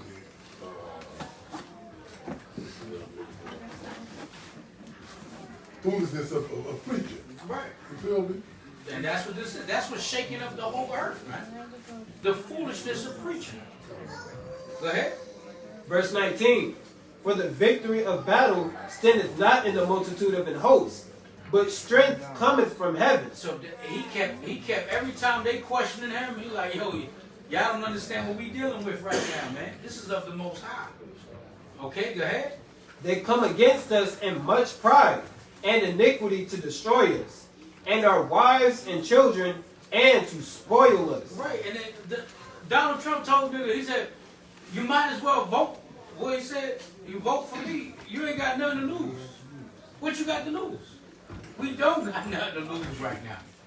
You understand? And that's what he's saying there. He's saying, well, they're going to take everything. We don't fight now. Go ahead. Verse 21. But we fight for our lives and our laws. Wherefore, the Lord himself will overthrow them before our face. That's right. And as for you, be ye not afraid of them. Now as soon as he had left off speaking, he leapt suddenly upon them. And so Saran and his host was overthrown before him. And they pursued them from the going down of Betharon unto the plain, where were slain about 800 men of them. And the residue fled into the land of the Philistines. So they smote 800 and the rest said, nah, we don't want no smoke. We out. Go ahead. Then began the fear of Judas and his brethren and an exceeding great dread to fall upon the nations round about them. And so much as his fame came unto the king, all nations talked of the battles of Judas. See that? All the nations spoke about Judas. Go ahead. Now when King Antiochus heard these things, he was full of indignation. Wherefore he sent and gathered together all the forces of his realm, even a very strong army. He opened also his treasury, and gave his soldiers pay for a year. So now Antiochus is paying his soldiers for a year. He's giving them money in advance. Because it's more than likely he's sending them out to die. But he like, yo, I'm going to give y'all this money, man. You know what I'm saying? Go handle this now. I'm going to pay y'all and all of this. Now watch what happens now. Go ahead. Commanding them to be ready whensoever he should need them. Right. Nevertheless, when he saw that the money of his treasures failed, and that the tributes in the country were small, because of the dissension and plague which he had brought upon the land and taken away the laws which had been of old time. Right, they're like, nah, it ain't worth it. Judas is out there destroying these dudes, man. Salakia, and that's what also get our oppressor man when we start hitting his pockets. Right. Understand? That's the one thing he don't want brothers to wake up. Imagine if all of our people just don't celebrate Christmas. You know how much their financial system will lose out on?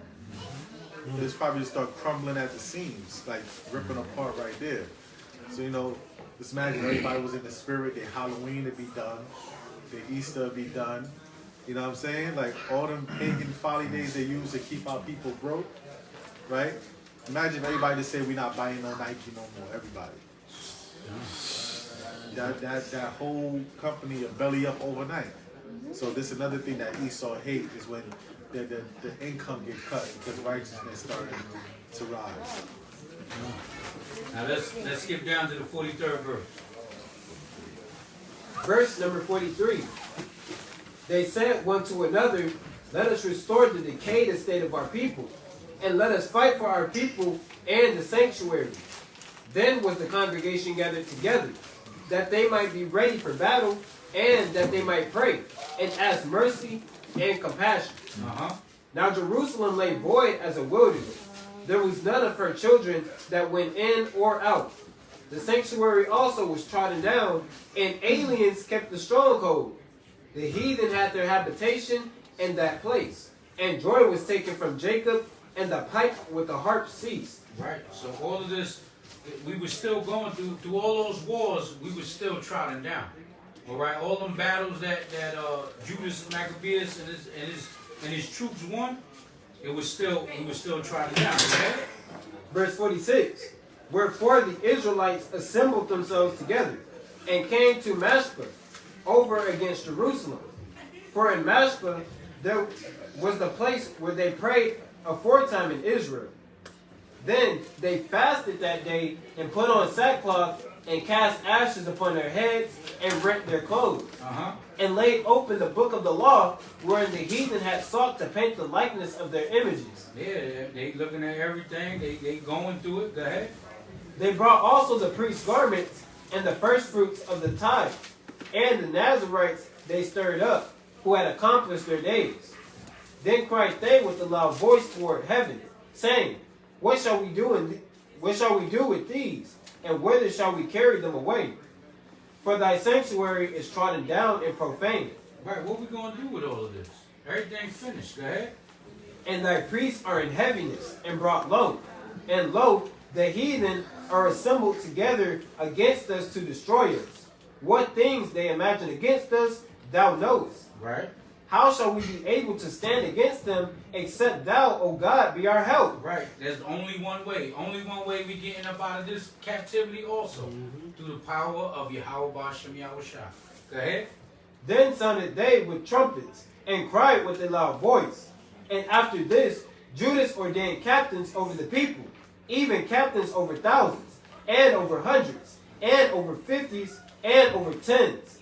But as for such as were building houses, or had betrothed wives, or were planting vineyards, or were fearful, those he commanded that they should return. Right, he said, y'all going to do all of this, and where that come from? That's from the law. Deuteronomy the 20th chapter.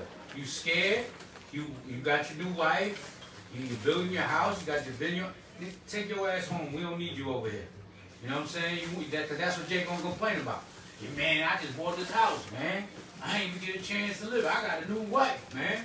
And that's really scapegoats. Yeah. That's what Jake want to do. Oh no, they're gonna give you every damn excuse in the book, man. Not come to camp, right? You got that in every camp. You gonna have some Jake. They're gonna say, man, the spirit told me I shouldn't be out there. No, the spirit told me. Nah, it's gonna get crazy. I can't be out there. The spirit. What spirit told you that? This is where Yahweh got me. Right. This is where Yahweh got you. Who? What? Man, it's gonna be like this. Is Judas like, stay your ass home, Negro. Go ahead. Salakia, so important precept, 2 Timothy 1:7. What spirit is that?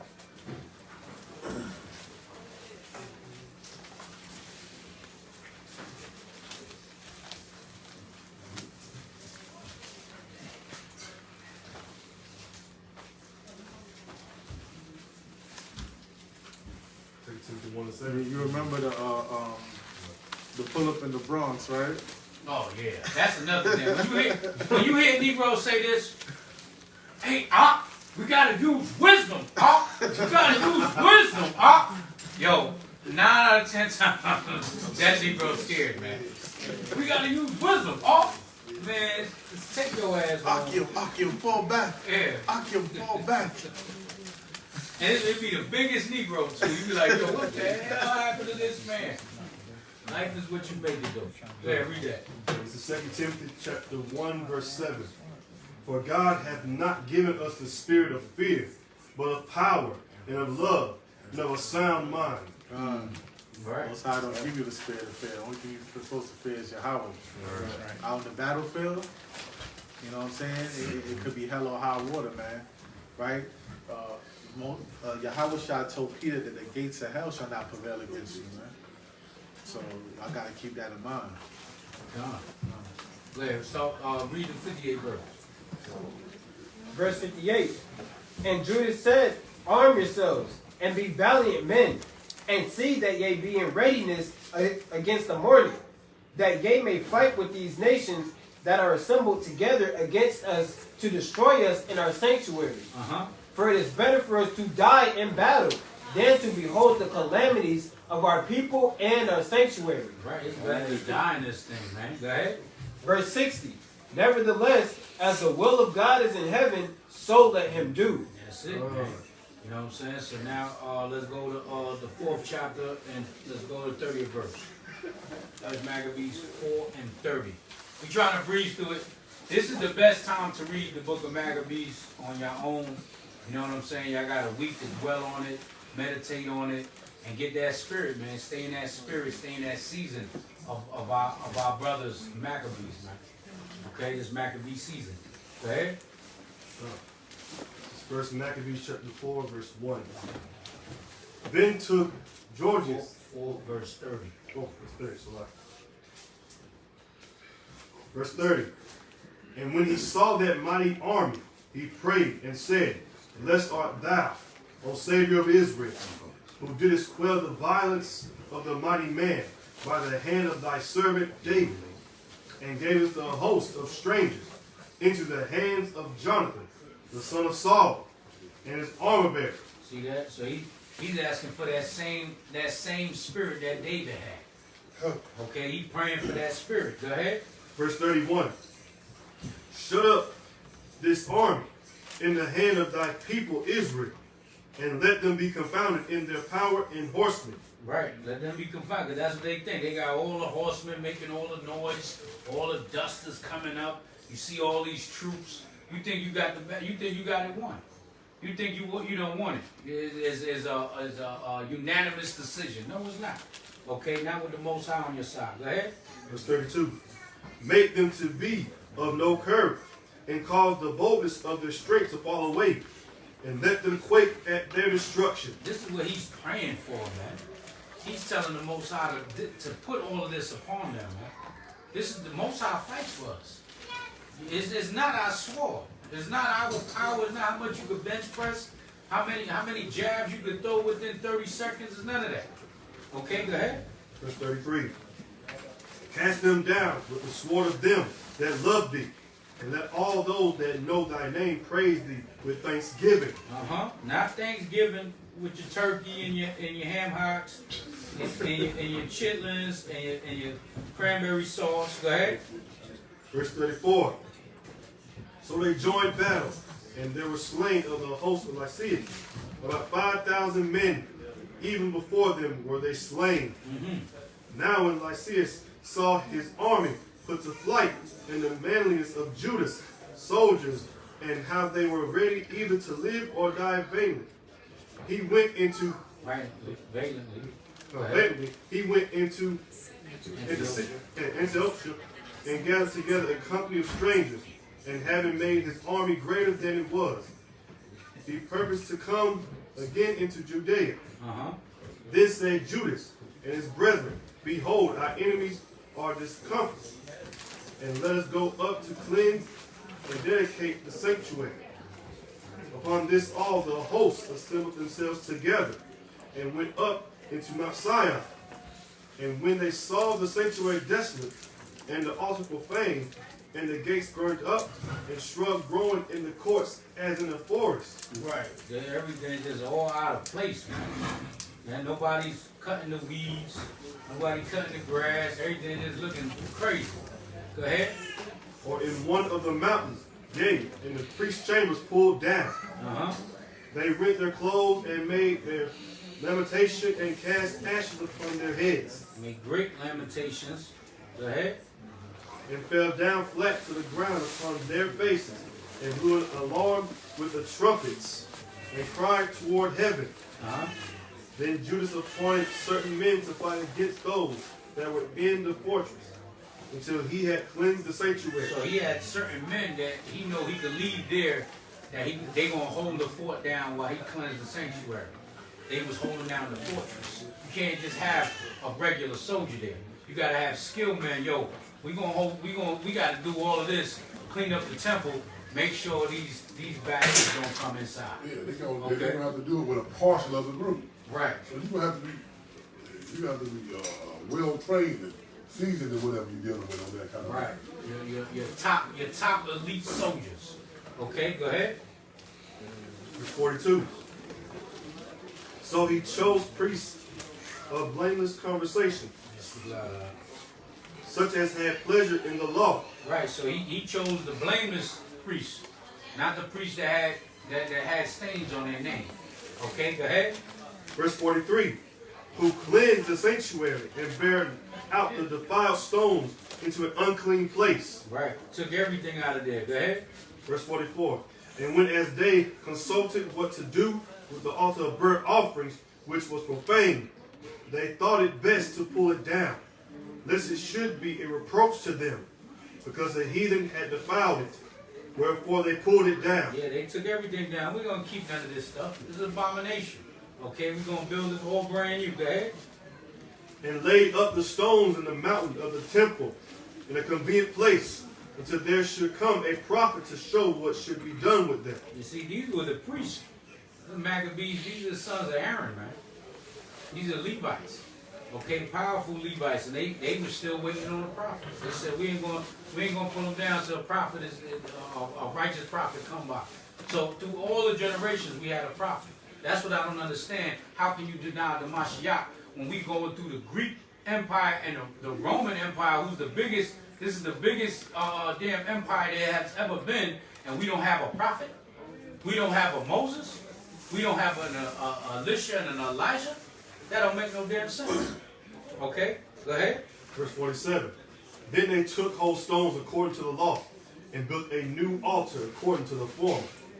Done. So now, matter of fact, where we at? 47. Yeah, we might as well read the rest of it. We're going to read the rest of the chapter. Go ahead. Verse 48. And made up the sanctuary and the things that were within the temple, and hollowed the courts. They made also new holy vessels. And into the temple they brought the candlestick and the altar of burnt offerings and of incense and the table. And upon the altar they burnt incense, and the lamps that were upon the candlestick they lightened. Right, the candlestick they lightened. Okay, go ahead. That they might give light in the temple. Furthermore, they set the loaves upon the table, and spread out the veils, and finished all the works which they had begun to make. Now on the 25th day of the 9th month, which is called the month of Caslu, in the 148th year, they rose up betimes in the morning, and offered sacrifice according to the law upon the new altar of burnt offerings, which they had made. Go ahead. Verse 54. Look at what time and what day the heathen had profaned it, even that was dedicated with songs and cymbals and harps and cymbals. So they did it the same day that they profaned it. Okay, the 25th day of the 9th month. Was it the 10th? Was it the 9th? That was the 9th month. The 9th month. And that's when they make their office and their sacrifice, just like the day after Thanksgiving. Right, it wasn't the 10th month. It was the 9th month. Go ahead. Then all the people fell upon their faces, worshiping and praising the God of heaven, who had given them good success. So if y'all not keeping up, this is when we got our stuff back, man. Right. We got our temple back. Okay, this is after the victory of the Maccabees. Go ahead. And so they kept the dedication of the altar 8 days, and offered burnt offerings with gladness, and the sacrifice of deliverance and praise. They did also the forefront of the temple with crowns of gold, and with shields. With what? And with shields. You know, we're not going to go into that, but, you know, we can, but that's another topic. But, you know, that ain't no evil star Molech now. Go ahead. And the gates and the chambers they renewed, and hanged doors upon them. Thus was there very great gladness among the people, for that the reproach of the heathen was put away. You see that? So there was a gladness amongst the people, man. Okay, we got the temple back. Go ahead. Verse 59. Moreover, Judas and his brethren with the whole congregation of Israel ordained that the days of the dedication of the altar should. So they ordained. Remember, they're Levites. So they're the ones that teach the law. They ordained this day to be kept for 8 days. So was it added? It was, but it wasn't. Because it's also the dedication of the altar goes back to the book of Numbers. You see what I'm saying? So there's nothing new. But this is when it was memorialized. Okay, this is the history. They rededicated it. Right, the rededication. Go ahead. The whole congregation of Israel ordained that the days of the dedication of the altar should be kept in their season from year to year by the space of 8 days from the 5 and 20th day of the month Salu, with mirth and gladness. Right, so this is a feast, man. We supposed to keep this with gladness. That's why, I don't know if y'all know, but we got an Asian theme. All the food up there is Chinese food that Israel cooked. You know what I'm saying? So there's egg fried rice, there's chicken lo mein, beef and broccoli, and not a Moabite cooked that damn thing. You know what I'm saying? We opening up Bruce Leroy Chinese cuisine upstairs, holding it down for the Maccabees season, man. You know what I'm saying? We switched it up. Brothers and sisters came together, and the sisters really. You know what I mean? All praises for the sisters. All right, go ahead. Verse 60. At that time also they built it up the Mount Sion with high walls and strong towers round about, lest the Gentiles should come and tread it down, as they had done before. So they built that fortress, but we all know that it's got treading down again. You know, go ahead. And they set there a garrison to keep it and fortify Besura, to preserve it, that the people might have a defense against Idumea. Against who? Against Idumea. A defense against Idumea, who is the damn Edomites, who is the so-called white man that the Bible speaks about. That's right. Okay, so this is supposed to be celebrated with mirth and gladness. I made 2 gallons of strawberry margarita, damn it. You know, we're going to eat, drink, and be merry. We're going to do the anointing prayer. I want to get into something, though, real quick, though. I know it's late. Sorry for my tardiness. I was going to read 2 Maccabees 7th chapter, but we're not going to go into that. Go into Hebrews real quick, 11 and 1. Hebrews 11 and 1, because this is what we gotta, when the odds is against us, when everything is against us, when your family is against us, when the devil is against us, when everything is against us, we gotta keep the faith and the patience of the saints, man. Okay? You got it? Read. Hebrews chapter 11 and verse 1. Read out. Now faith is the substance of things hoped for, the evidence of things not seen. For by it the elders obtained a good report. You see, for by the faith the elders obtained a good report. Quiet down up there now. Quiet down up there. Sound like my son. Go ahead. Verse 3. Through faith we understand that the worlds were framed. We understand that the worlds were framed by the word of God. So that things which are seen were not made of things which do appear. Right. Okay, go ahead. By faith Abel offered unto the Most High a more excellent sacrifice than Cain. Right, that was his faith, man. He put it, faith, your faith proves your works. It proves your works. You're going to go hard with your faith, and your works going to show for it. It's true. Okay, go ahead. By which he ordained witness that he was righteous. God testifying of his gifts, and by it he being dead yet speaking. Right. By faith Enoch was translated, that he should not see death. That's right. It was not found because God had translated him. And that's the faith we got to keep right now, that we're not going to see death. This is the faith that all of our forefathers kept. This is the faith of the Maccabees, man. This is the faith of the Maccabees, that no weapon formed against us shall prosper. No army or host or ADL or damn vaccines. Nothing that they throw against us shall prosper, man. Task force. That's the faith. The what? Task force. No task force. You understand? This is the faith and the patience of the saints, man. This is the faith of our forefathers. They all had this faith till they died, and they didn't see the second coming of a Mashiach. And we got the faith that is going to happen during our generation. But hey, if it don't, we're going to die with that faith, damn it. That's right. Okay, go ahead. For before his translation, he had this testimony that he pleased the Most High. But without faith, it is impossible to please him. That's right. For he that cometh to the Most High must believe that he is, right, and that he is a rewarder of them that diligently seek him. The Maccabees, they had faith, man. They knew what it was. They put it all on the Most High. Go ahead. Verse 7. By faith, Noah, being warned of God, of things not seen as yet, moved with fear, prepared an ark to the saving of his house, by the which he condemned the world and became heir of the righteousness which is by faith. Just think about that. You think we got it bad with everybody coming up against us. Imagine Noah. Imagine Noah. Nobody got there believe if it wasn't for his family. Nobody believed. Imagine those odds. You're gonna look nuts. Noah looked crazy, and that's always a meme. Noah looked crazy until it started raining.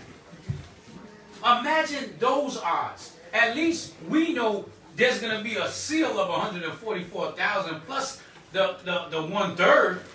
But imagine Noah's numbers. Think about it. Okay, go ahead. Verse 8. By faith, Abraham, when he was called to go out into a place which he should after receive for an inheritance, obeyed, and he went out not knowing whither he went. Right, go ahead. By faith, he sojourned in the land of promise, as in a strange country, dwelling in tabernacles with Isaac and Jacob, the heirs with him of the same promise. For he looked for a city which hath foundations, whose builder and maker is the Most High. Through faith also Sarah herself received strength to conceive seed, and was delivered of a child when she was past age, because she judged him faithful who had promised. And this is how the promise came to us, because of the faith of Abraham. Abraham, Isaac, and Jacob, that promise was to them and their seed after. That's ill, man. Through all of this, this is what it's about. This is how we gonna win this war. Now you give up on that faith, you die. There's nothing left.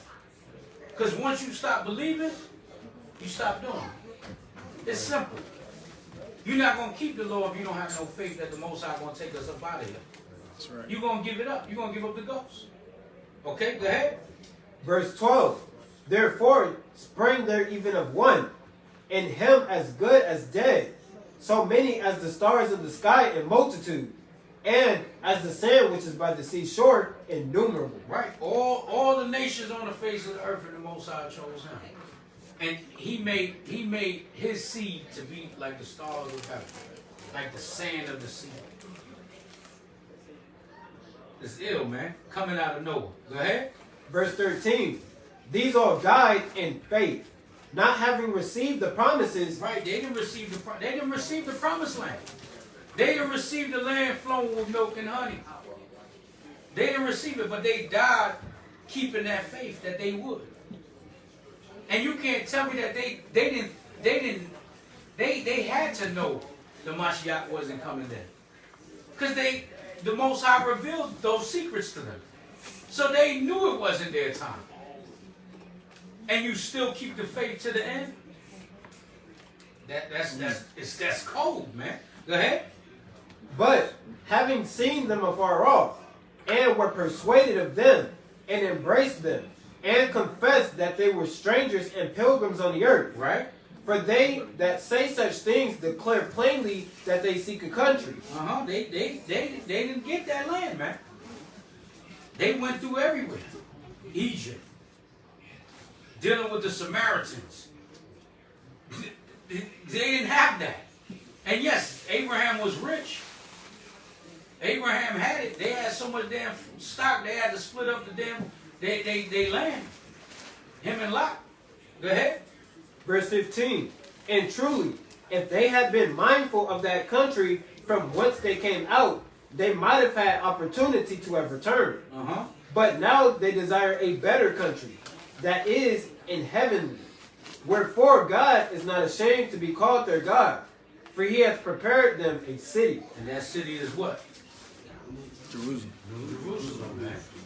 So we going to take that kingdom, man. Go ahead. That verse 13, there's a deeper understanding on that, right? Abraham knew the Most High showed the prophets all that through H.O.I.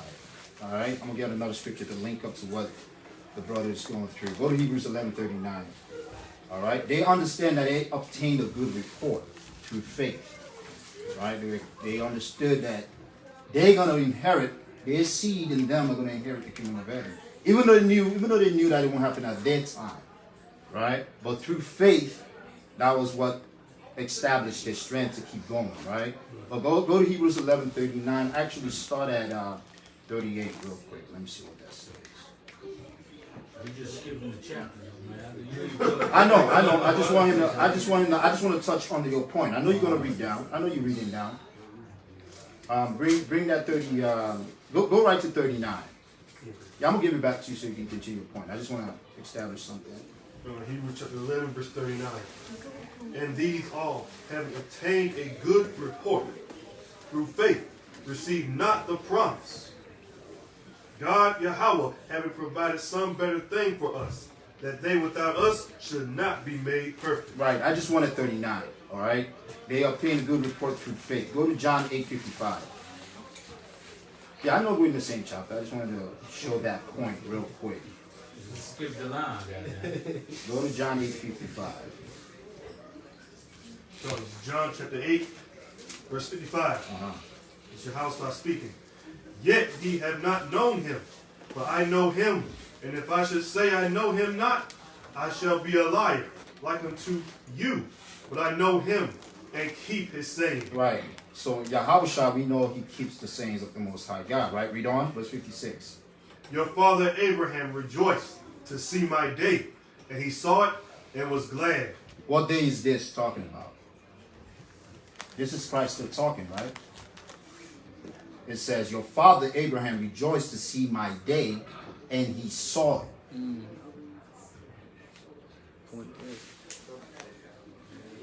Anybody know what this is talking about? Bring it out. In the kingdom. Talking about the kingdom. Kingdom of heaven, right? Yep. So Yahweh was dealing with Abraham, Moses, and all the prophets. That's what I'm trying to say. Right? So basically through faith, right, Abraham understood what's to come. Even though it won't happen at his time, but he understood that his seed will inherit the kingdom of heaven. Right? You can see the same thing in Daniel's and all the other prophets. But with that I yield. That's the point I wanted to just show, to link up with what Chief is bringing out. Yeah, that's what this whole chapter is talking about. But that's just to show you also, like, this is what wins wars. This is what wins battles. This is what wins countries. This is what stand the strongholds. This is how you get rid of spirits. Go ahead, Ken. No, you can finish your point. I just had a precept. No, go ahead, bring it up. Okay, come. This is Job chapter 19, verse number 25. It says, for I know that my Redeemer liveth, and that he shall stand at the latter day upon the earth. And though after my skin worms destroy this body, yet in my flesh shall I see Yahweh, whom I shall see for myself, and mine eyes shall behold, and not another, though my reins be consumed within me. Okay, so Job had that faith, man, that he was going to be able to see the second coming of Yahweh in the flesh in which he died in, man. Right through the same eyes, because we believe in regeneration. We understand it.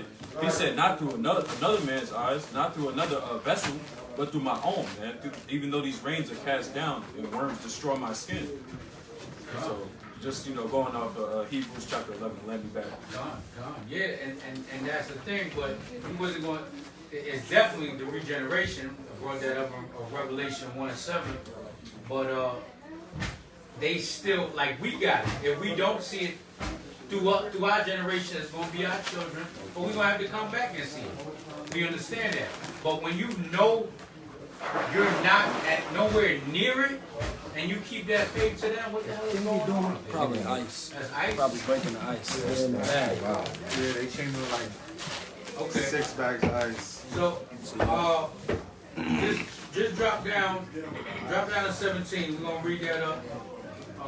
17 and to the just keep reading from 17. Hebrews chapter 11 and verse 17. By faith, Abraham, when he was tried, offered up Isaac, and that he had received the promises, offered up his son, his only begotten son. Right. And that, see, you got some brothers that believe that Isaac was Yahushua also in regeneration. I don't subscribe to that. But that's an old One West breakdown as well. You know what I'm saying? But I ain't gonna put my money on that. I put my money on Solomon. I ain't gonna put all my money on that one. Even though there's a lot of links, but they use that also. So go ahead. Verse 18. Of whom it was said that in Isaac shall thy seed be called, accounting that the Most High was able to raise him up, even from the dead, from whence also he received him in a figure. See, it sounds good there now. You know what I mean? Well, we're not going to go into that. All right, go ahead. By faith, Isaac blessed Jacob and Esau concerning things to come. Right. By faith, Jacob, when he was a dying, blessed both the sons of Joseph and worshiped, leaning upon the top of his staff. That's how the grandchildren became children. That's how we became tribes. Go ahead. By faith, Joseph, when he died, made mention of the departing of the children of Israel, and gave commandment concerning his bones. By faith, Moses, when he was born, was hid 3 months of his parents, because they saw he was a proper child, and they were not afraid of the king's commandment. By faith, Moses, when he was come to years, refused to be called the son of Pharaoh's daughter, choosing rather to suffer affliction with the people of God than to enjoy the pleasures of sin for a season, esteeming the reproach of Christ, Yahushua, greater riches than the treasures in Egypt, for he had respect unto the recompense of the reward. Right, he gave it all up for that, for the riches of the treasures that you can't put on earth, man. Go ahead. Verse 27. By faith he forsook Egypt, not fearing the wrath of the king, for he endured, as seeing him who is invisible. Through faith he kept the Passover and the sprinkling of blood, lest he that destroyed the firstborn should touch them. So if we don't keep these feast days, we don't have no faith. We keeping all of this through faith. But y'all can read the rest. Hopefully, you want I want to touch on the point, man. Go ahead. Verse 27. We got to get into Verse 27. By faith he overtook Egypt. He forsook Egypt, not fearing the wrath of the king. not fearing the wrath of the king, and that's the same kind of thing we're going to have in these last days when the persecution come upon us, man. You can't fold because of your job. You know what I'm saying? What's the old saying? When it's on, it's on. Right. You know what I'm saying? When it pops off and it's on, we got these things. Romans 15 verse what? 4 says what? What was written before time was written on earth. These are the things that we're supposed to be following. We're supposed to look at ourselves, you know what I'm saying? And look at the ancient and say, you know what? Judas, they brought back and dedicated the temple, you know what I'm saying? Right now, we rededicate the temple. This spiritual temple, the men that's out here doing the works and the sisters that follow the commandments, and we are right now dedicating the temple back. You feel me? And so we must walk without fear unto our Lord, man. Because he's going to fight for us if we don't believe. Job said what? That which he feared fell upon him. You know what I'm saying? If we out there and we're scared that people are going to get overthrown, the Lord might overthrow us. But that just goes to show what? There's a faith problem. So we know what I'm saying? But read that again, King. By faith, we got to forsake what the king's order. His jabs. You know what I'm saying? Whatever's going to come upon us with this Shemitic task force. So we got to think strong, man, and think as one unit. You know what I'm saying? And moving forward is that unit, man. We gotta see, you gotta say, imagine seeing your brothers and sisters fall, but you still got the faith to pick up on. Let me get First Maccabees chapter 13 and verse 2. Why this? Because we have valiant men that even when their ancestors, their fathers, their brothers, they failed, they still picked up the torch and ran it in. We still got to dedicate this temple. You know what I'm saying? No matter what. Read it, King. First Maccabees chapter 2. No, 13. First Maccabees 13 and verse 2. First Maccabees chapter 13, verse 2.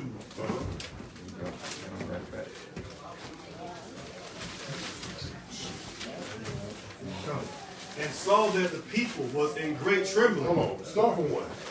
Verse 1. Now when Simon heard that Thawadah had gathered together a great host. Now this is Judah's brother. Read. Had gathered together a great host to invade the land of Judea and destroy it. And saw that the people was in great trembling and fear. He went up to Jerusalem. He went to Jerusalem. Read. And gathered the people together. And gave them exhortation, saying, Ye yourselves know what great things I and my brethren and my father's house have done for the laws in the sanctuary, the battles also and troubles which we have seen, by reason whereof all my brethren are slain for Israel's sake. All his brothers were slain. Judas, his father Mattathias, read. For Israel's sake, and I am left alone. Now therefore be it far from me that I should spare my own life in any time of trouble. He still was worried about the nation. He was going to spare his own life at this time. You feel me? Read. For I am no better than my brethren. Doubtless I will avenge my nation in the sanctuary. He said what? Doubtless.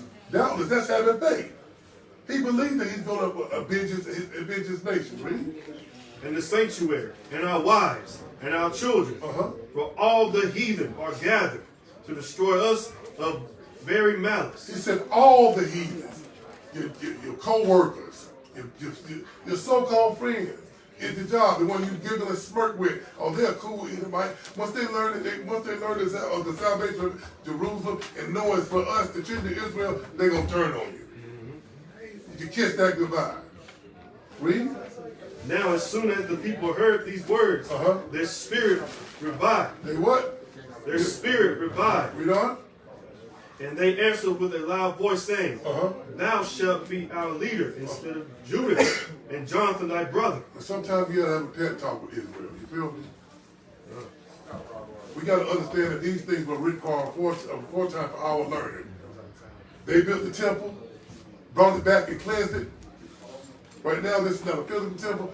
The Lord had chosen us, the men of the Lord, to do what? Bring back this spiritual temple and cleanse it and dedicate it to the Maccabees.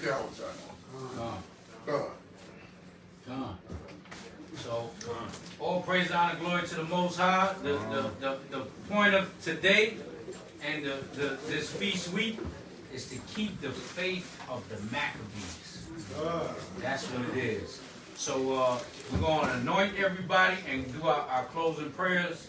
So everybody, please, if we could line up, how are you going to hold it down? I got so everybody get the anointing oil so we can be anointed. Baba Bashar. There he go.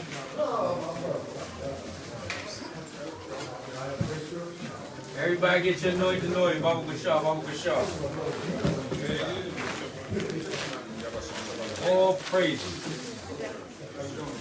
Everybody upstairs, make sure y'all come down here for the anointing prayer.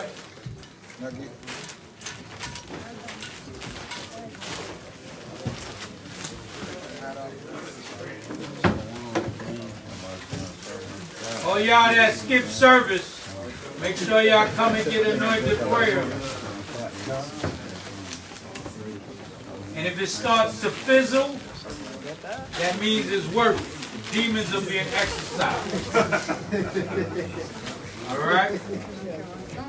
You know, his gonna be like chicken, fried chicken on top of that ball head. Boom! Boom! You talking about? See? Lights going up. That's all you working. That's all you working on.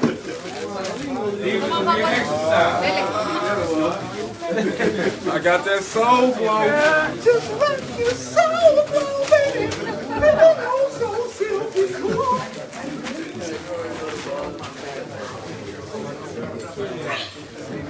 Shirt on.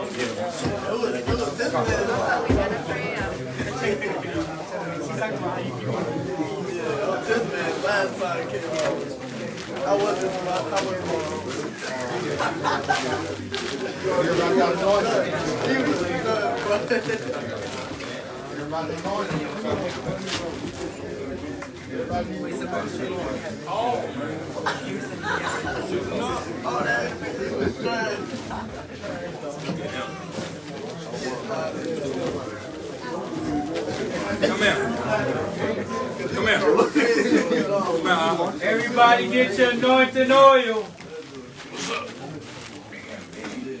Everybody get your anointing oil. All of y'all, men, women, children. No pets, no pets. Keep the pets outside.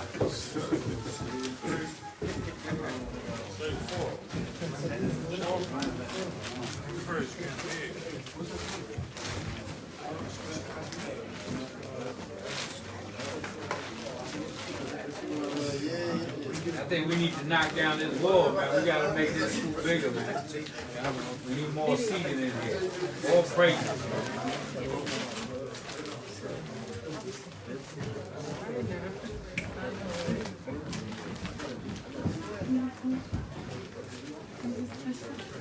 So in anointing prayer, listen, when we start saying anointing prayer, y'all gonna say y'all name 3 times. We're gonna hear everybody in the room. All right? But y'all not gonna repeat after us. Y'all gonna be praying in your subconscious for what y'all need, what y'all going through, what y'all dealing with. All right? Y'all don't repeat after us, just the brothers up here. Okay? We're gonna do the women and children first and then the men. Everybody got order? Yep. Bring it home. And then show car, you got to show car.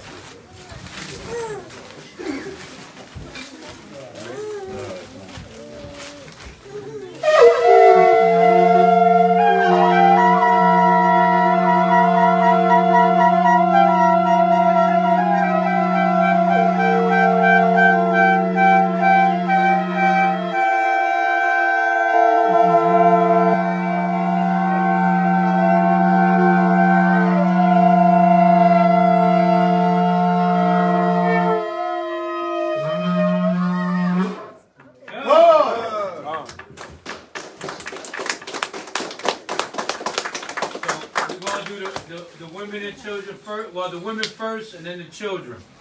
All right? Or y'all say y'all children's name if they can't say their name. All right? Okay. Sean Paul, you want to come up here?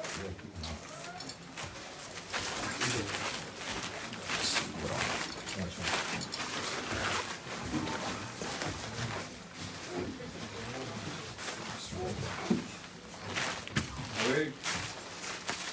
Women and children first. Y'all say y'all children's name if they can't say their name. All right? Yabaraka Yahweh, Yabaraka Yahweh, Vayashamaraka, Vayashamaraka, Yahweh, Yahweh, Manyawa, Hauyaka, Vayakanka, Yesha Yahweh, Manyawa, Hauyaka, Vayashamlaka, Shalom, Yahweh, Hashem, Yahweh Shai, Shema'ayo, Barak Rapah, Yahweh Yah, Yahweh Yah, Yahweh Yah, Mania, Nakwa, Lennox,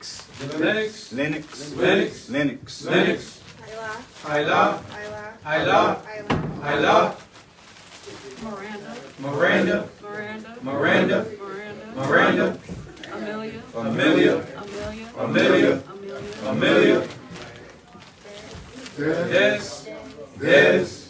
Des, Awar, Awar. Awar. Shasha'al. Shasha'al. Shasha'al. Shasha'al. Shasha'al. Shasha'al. Naya. Naya. Naya. Latasha. Latasha. Lasha. Hold on one second.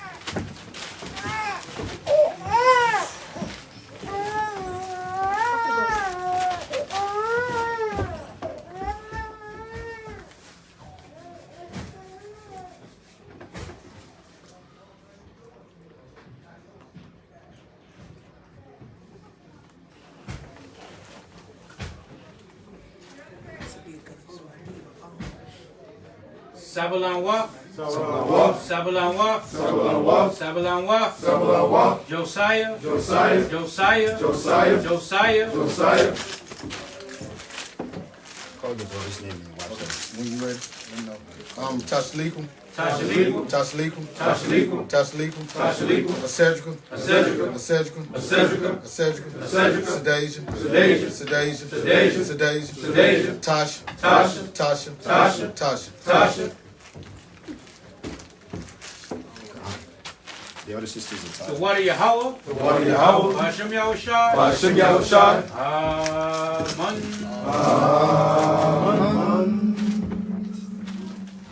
Now we're gonna do all the men. Y'all women, y'all can go. Well, we got a closing out prayer too. So y'all can stay there, but y'all can also go upstairs if all the men want to come down. Y'all can exchange, unless y'all want to stay for the prayers. All right, y'all can hear from upstairs if not. But this is for the men now. Yabarak Yahweh. Yabarak Yahweh. Yashamaraka. Yashamaraka. Yahweh. Yahweh. Yahweh. Al-Yaka. Al-Yahanka. Al-Yahanka. Yeshaya Yahweh. Yeshaya Yahweh. Yahweh. Al-Yaka. Al-Yaka. Yashamlaka. Shalom. Shalom. Yahweh. Hashem. Yahushai. Yahushai. Shema'ayo. Apocrypha. Oh, Malaki Howard. Malaki Howard. Malaki Howard. Malaki Howard. Malaki Howard. Malaki Howard. Hakai. Hakai. Hakai. Hakai. Hakai. Hakai. Ladasha. Ladasha. Ladasha. Ladasha. Ladasha. Ladasha. Yemakaya. Yemakaya. Yemakaya. Yemakaya. Yemakaya. Yemakaya. Quante. Quante. Quante. Quante. Quante. Quante. Yashar. Yashar. Yashar. Yashar. Yashar. Yashar. Benyamin. Benyamin. Benyamin. Benyamin. Benyamin. Benyamin. Drake. Drake. Drake. Drake. Drake. Drake. Yakar. Yakar. Yakar. Yakar. Yakar. Yakar. Lamad. Lamad. Lamad. Lamad. Lamad. Lamad. Chaz. Chaz. Chaz. Chaz. Chaz. Chaz. Chaz. Levi. Levi. Levi. Levi. Levi. Levi. Kevin. Kevin. Kevin. Yar. Yar. Yar. Rayahim. Rayahim. Rayahim. Rayahim. Abaya. Abaya. Abaya. Abaya. Abaya. Abaya. Azarah. Azarah. Azarah. Azarah. Josiah. Josiah. Josiah. Amos. Amos. Amos. Yantavius. Yantavius. Yantavius. Daniel. Daniel. Daniel. Caleb. Caleb. Caleb. Moses. Moses. Moses. Moses.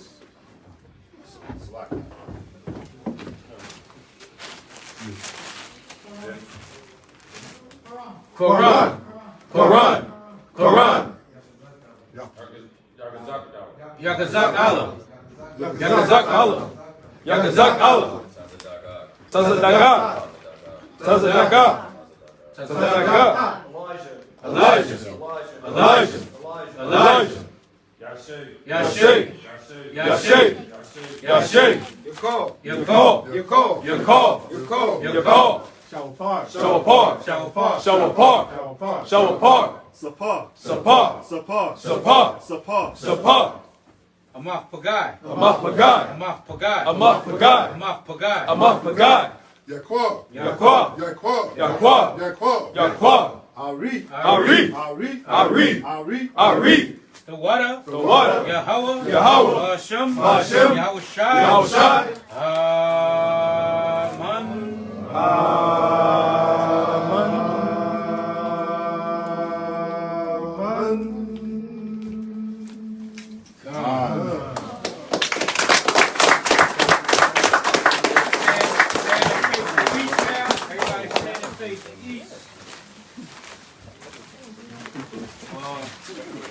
Psalms 121 real quick.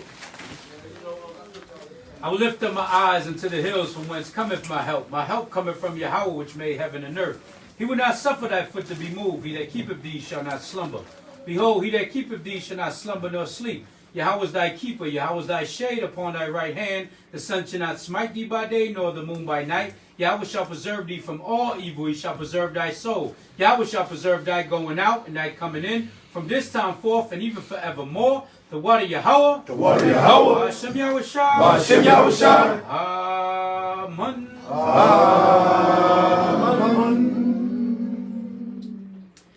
Dear Heavenly Abba Yahweh, we come before you at this moment in time to give you all honor, praise, and glory to your mighty, terrible, and holy name. To say Barakatah Yahweh. Barakatah Yahweh. Barakatah Yahweh. Barakatah Yahweh. Thawadah Yahweh for everything, the good, the bad, the ugly, the past, the present, the future. And allowing all the brothers and sisters to make it here safe, sound, well protected, and guided under your angels' wings, knowledge, wisdom, and understanding. We pray for all the brothers and sisters traveling to and fro to keep your feast day holy to the best of their ability. We pray them safe travels on Yahweh's speed. We also pray for all the brothers and sisters that's going through something right now, physically, spiritually, mentally, emotionally, financially. We pray that you comfort us all in our times of need, in our times of depression, being at the lowest state. While the whole world is against us, we know you are for us, O Heavenly Abba Yahweh. We pray that you continue to pour a heavier portion of your Holy Spirit upon us. Continue to keep our lamps filled with your oil, O Heavenly Abba Yahweh. Allowing us to continue in this race of faith, O Heavenly Abba Yahweh. To continue in having this endurance, to continue in this race and never give up, O Heavenly Abba Yahweh. We pray that you strengthen the weak and heal the sick of our people, O Heavenly Abba Yahweh. We also pray for all the food that you blessed us with, all the drink that you bless us with. We ask you that you please bless it and cleanse it in the blood of Yahushua, and forgive us if there's anything unclean that we shouldn't be eating that we don't know about, O Heavenly Abba Yahweh. We also pray at this moment in time that you continue to bring forth all judgment upon all the heathens, especially those that hate and despise you and your children. We also pray at this moment in time that all y'all shall have a blessed, safe, and productive and beautiful feast of dedication, O Heavenly Abba Yahweh, throughout their week and throughout their travels. We also give you all honor, praise, and glory to your mighty, terrible, and holy name. And again, we say Barakatah Yahweh. Barakatah Yahweh. Barakatah Yahweh. Barakatah Yahweh. And we say we love you, O Heavenly Abba Yahweh. We love you, O Heavenly Abba Thawadah Yahweh. Thawadah Yahweh. Hashem Yahushai. Hashem Yahushai. Kalaya. Kalaya. Kalaya. Kalaya. Amen.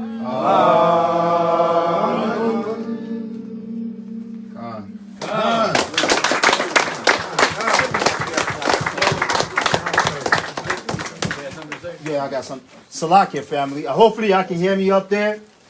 When we having the prayers and anointing and you're going to partake of that, everything else got to cease. All right? All the cooking, whatever you're doing, and you're going to partake of it, that got to cease.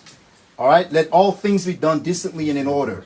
All right? I don't need to be chasing people all around the building to get anointed.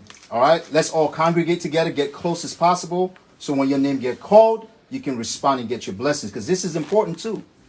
Right? This process is extremely important. So just keep that in mind, Israel. It's all love, okay? So hopefully I pray you guys take it well with that, okay? But that's it. Done. Before we eat, drink, and be merry, just understand, do it in moderation. We don't want nobody sleeping outside with their shoes off. All right? I know there's some drink up there. But listen, we have a school. We do pay electric. This is the school where everybody comes. We turn the house into a school. The brother Malak opened up the doors for us. Just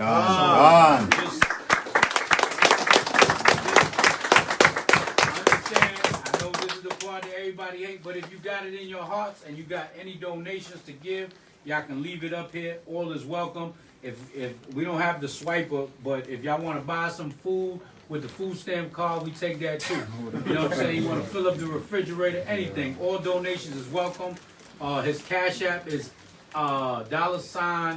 $T Morrell with 2 R's and 2 L's, 79. All right, you can ask him for the Cash App if y'all don't have no cash on hand, but if y'all got anything in your hearts, please donate it. This is how we pay for the electric, we pay for the water. As y'all can see, we ain't get the heat turned on yet because we got to get a new boiler. You know what I'm saying? So everything costs, just keep that in mind. Yasha Allah. And with that, eat, drink, and be merry unless somebody has something else to say. Shall Paul? In this day and time right now, with everybody with Israelite on the top of their tongue, right? It's a pleasure. It's a pleasure and honor to serve the Most High. That's right. So of course, you know, of course, this establishment, this place is a very holy place. And you know, if anybody have it in their heart to donate, it's very important because once that famine of the word hit and they start killing and locking up Israelites for this word, places like this is going to be a rest haven for us. Because we just read what happened in the Maccabees. Forget Planned Parenthood. They was hanging infants around the women's necks. Right? They was chasing them down, persecuting them. If y'all read, what's that, 2 Maccabees chapter 7, you see that a woman had her son murdered before her eyes. Right? And she had to swallow that. So these are the times that's going to come again, right, before the dreadful and fearful day of the Lord comes. That famine of the word is coming. Because they getting tired of us. They getting tired of us. They mad Kanye did what he did. They mad Kyrie did what they did because now more people asking questions and they just want everybody just to shut up and turn away. Once they realize they can't shut us up, they're going to want to kill us and persecute us. In a place like this, it's going to be a rest haven. Y'all got to think about not today, but tomorrow. Right? And that's all I got to say. Anybody else got any words? Anything y'all want to say, y'all can bring it out. Forever hold your peace. The water for having us, for the hospitality, and you know, all praises to the Most High. We able to dwell in unity, like it says in Psalms 133. Yeah, yo, wherever HOI is, WFI is always welcome. Y'all brothers, until kingdom come and even after that, y'all brothers. You know what I'm saying? As long as we keep that integrity, we keep that brotherhood, we don't, no murmuring. If we got any quarrels, we bring it to the table and talk about it as men or women. You know what I'm saying? None of that nonsense. We don't need no splits amongst the camps. We don't need none of the backbiting. It's brotherhood, sisterhood. Let's keep it intact. Let's keep it in order, decency and in order. You know what I'm saying? But wherever HOI is, WFI is always welcome, man. And Thawadah for coming through. You know what I'm saying? So, all praises. Nobody? Eat, drink, and be merry, goddamn.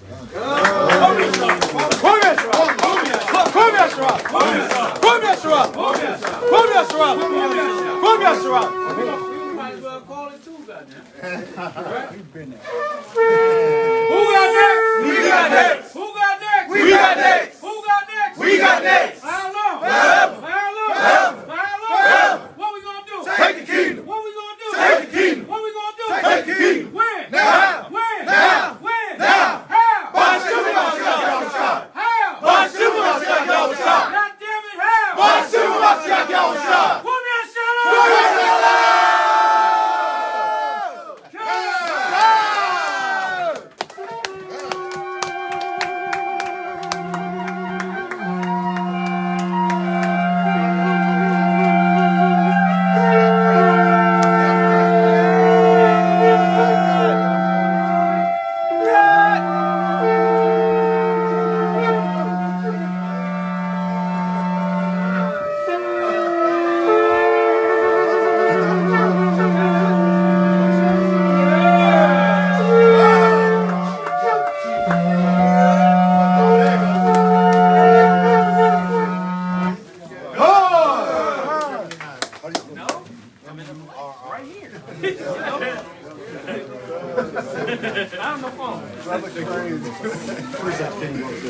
Shalom.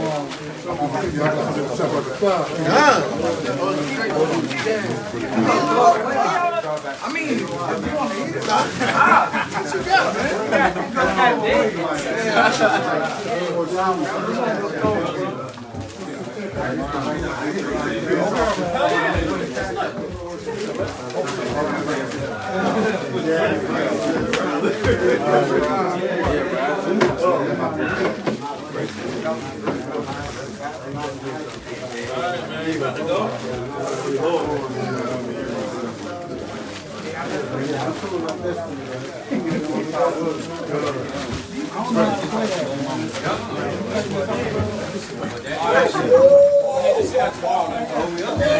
What the brother?